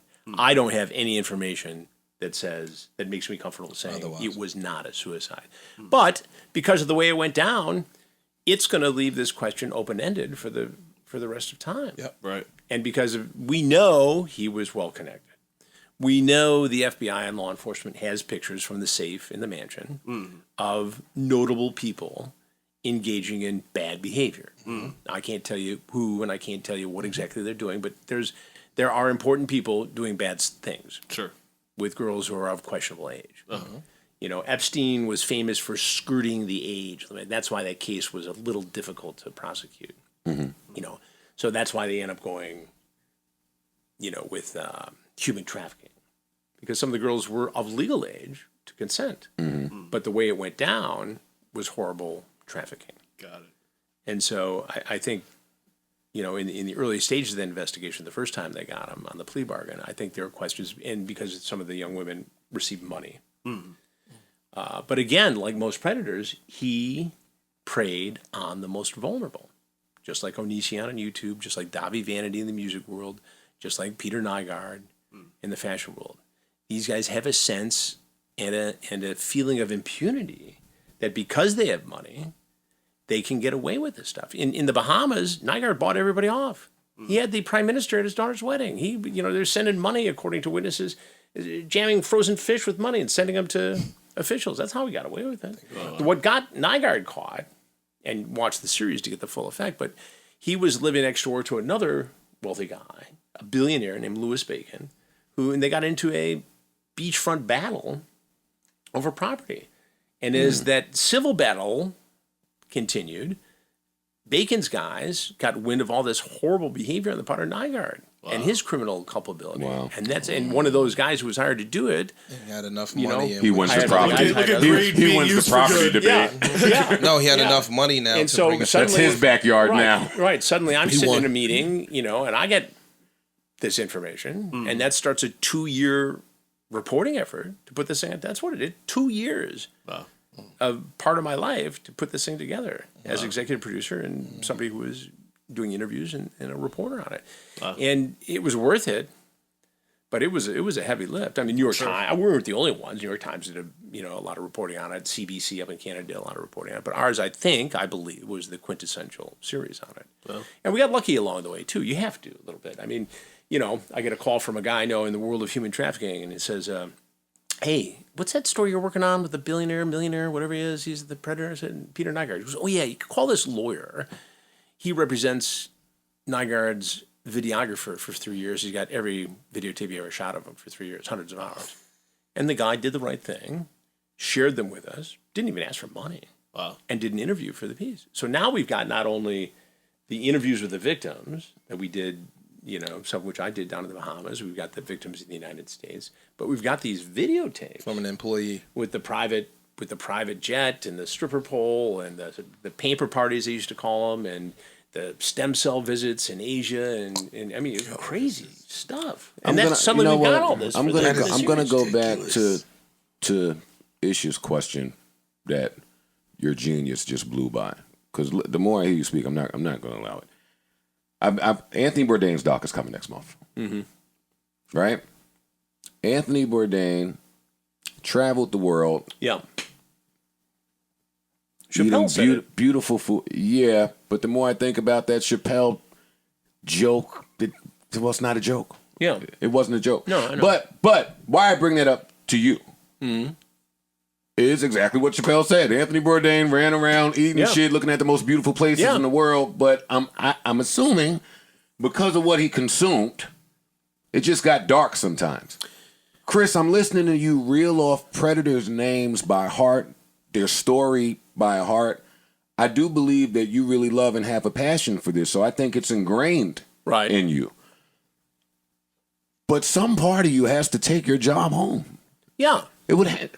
Some part of you has to tell your kids, you have kids, they have to tell your kids, Dad needs an hour. I need an hour. I can't help with the homework right now. I've seen too much today. I have too much on my mind. Yeah. Everybody in your life can't understand that.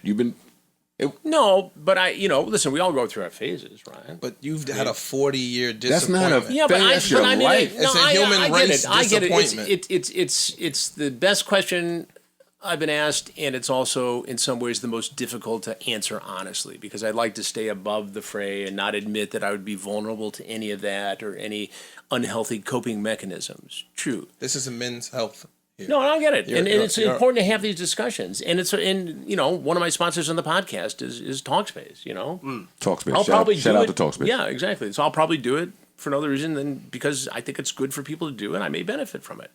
I'm not suffering from any PTSD that I'm aware of, but I honestly, I have a way of separating my life and cutting the lawn and going to Costco and smoking. But did you always have that? No, I didn't always. So that have was it. acquired around It was acquired. a year. What did you feel like? Okay, Really acquired that piece, like really. yeah.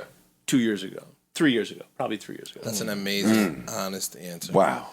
And I was not. I was not a That's a maniac lot. or anything. I'm not copping out to be having severe issues or anything. I mean, you talk to my kids. We had fun. We went skiing. We did all this stuff. Dad went to the games, and sometimes he wasn't around because he was in India investigating child slave labor. But generally, I was always present. We did a lot of cool stuff with the kids growing up. We do a lot of stuff. I've got stepkids who are 19 and 21. We do cool stuff with them. And I'm sure the answer to they're in that. college. I'm sure the answer to that question changes if you ask him when he thought he had it.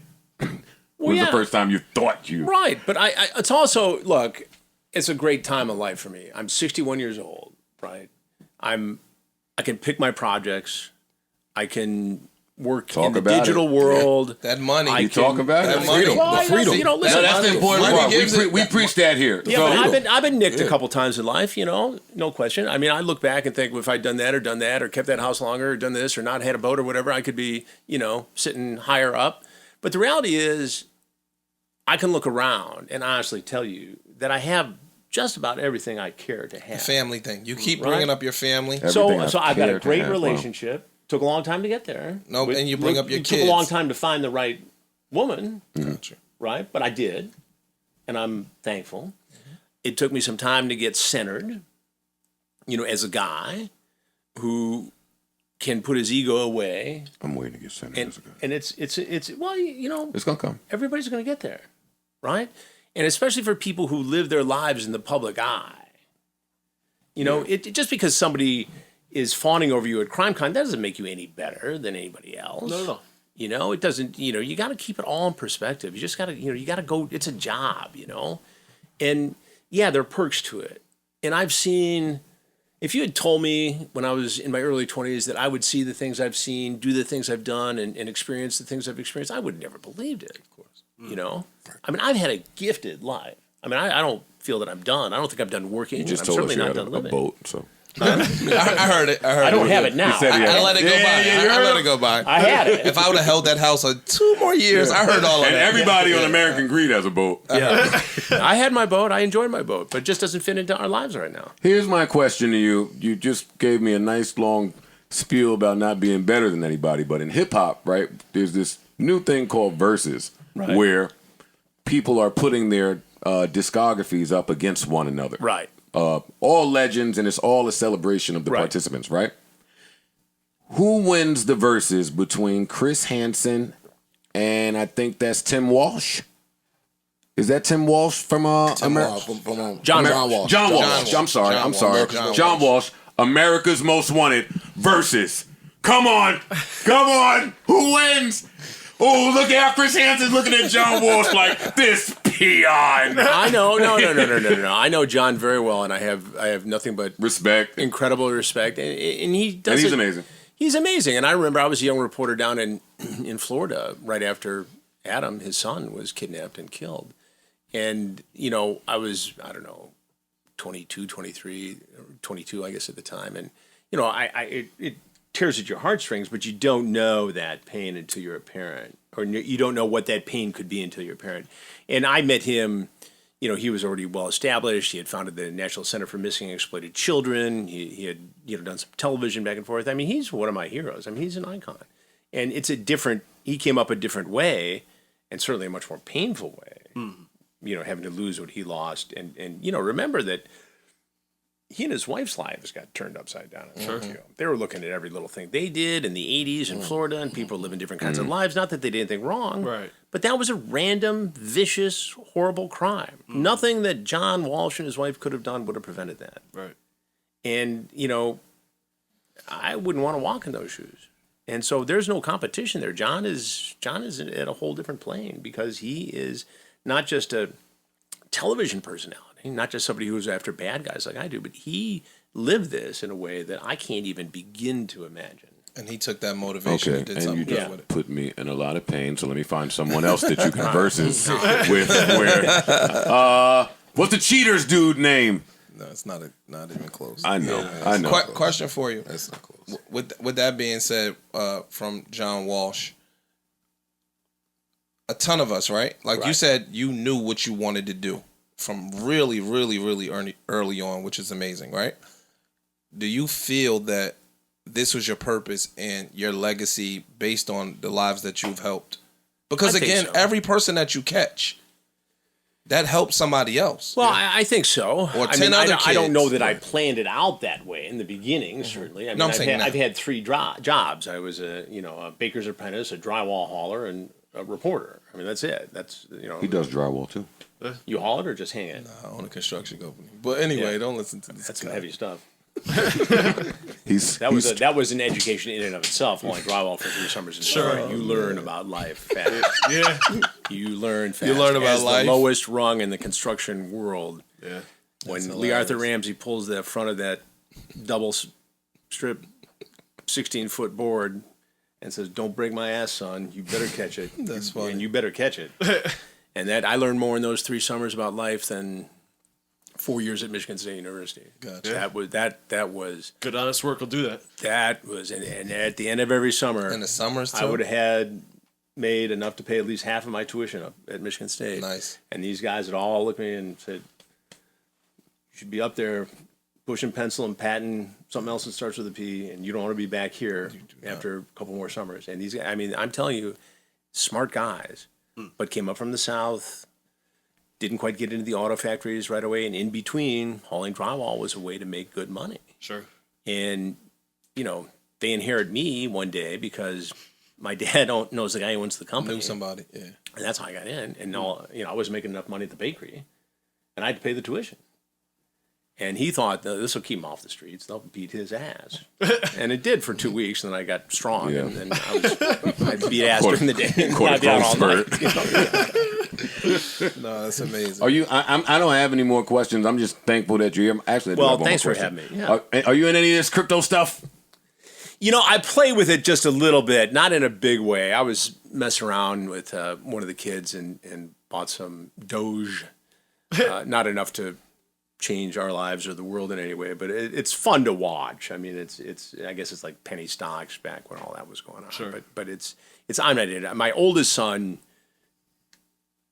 is playing with it more. The Brooklyn kids are all I know. out I to know. be done. I know. And I know. he's done well with it, and he keeps promising that he's going to share his secrets of Bitcoin investment with me, but he has not yet. I got to get him over for dinner. Wow. You'd think, with the son of Brooklyn, you'd see him freely, but he's working, doing his own thing. He's chasing How around old is doing he? what he's doing. He's 29. Yep.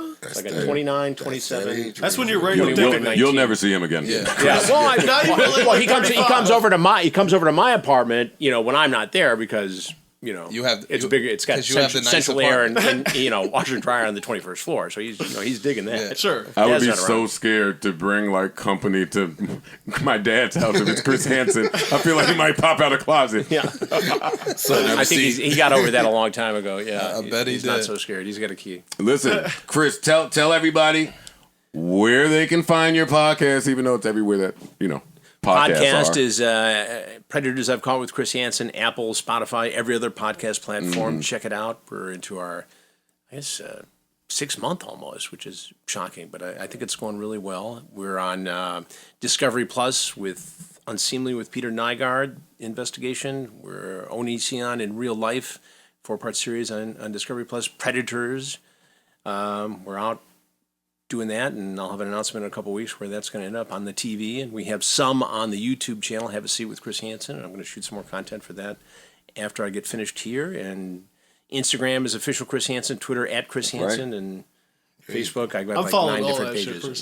personally. I'm going to get this Discovery Plus immediately. Yeah, you got to check that out. Yeah, I'm going in there. Have a seat. Chris with Hansen. The content world is happy to have you back. Yes. Yeah. Thank you. Well, thank you guys. And I love a Appreciate crime it. podcast, so I'm going to tune into that for sure. Yeah, I'm check that just out. I getting think into you'll it. like that. I do like them. And it's just Chris fucking Hansen. You know, I was just saying I could watch Floyd Mayweather fight nobody, and it's art. Like, you could just listen to him tell you a story. Yeah. No, you could. I love him. Tuck me in the bed. Never mind. Chris Hansen, thank you. Steve, thank you. We'll be checking out this podcast. I'm just so glad he was here. Hopefully we conducted ourselves. We're on the best behavior. First rate. Right? First rate. Thank you. All good. Good. I hope to never right be a at guest home. on your podcast. ever. But I wish you luck. That's hilarious. All right, so they have announced Rolling Loud New York 2021. I'm not going to this shit. I might go. We'll see. Wear a vest. I might go.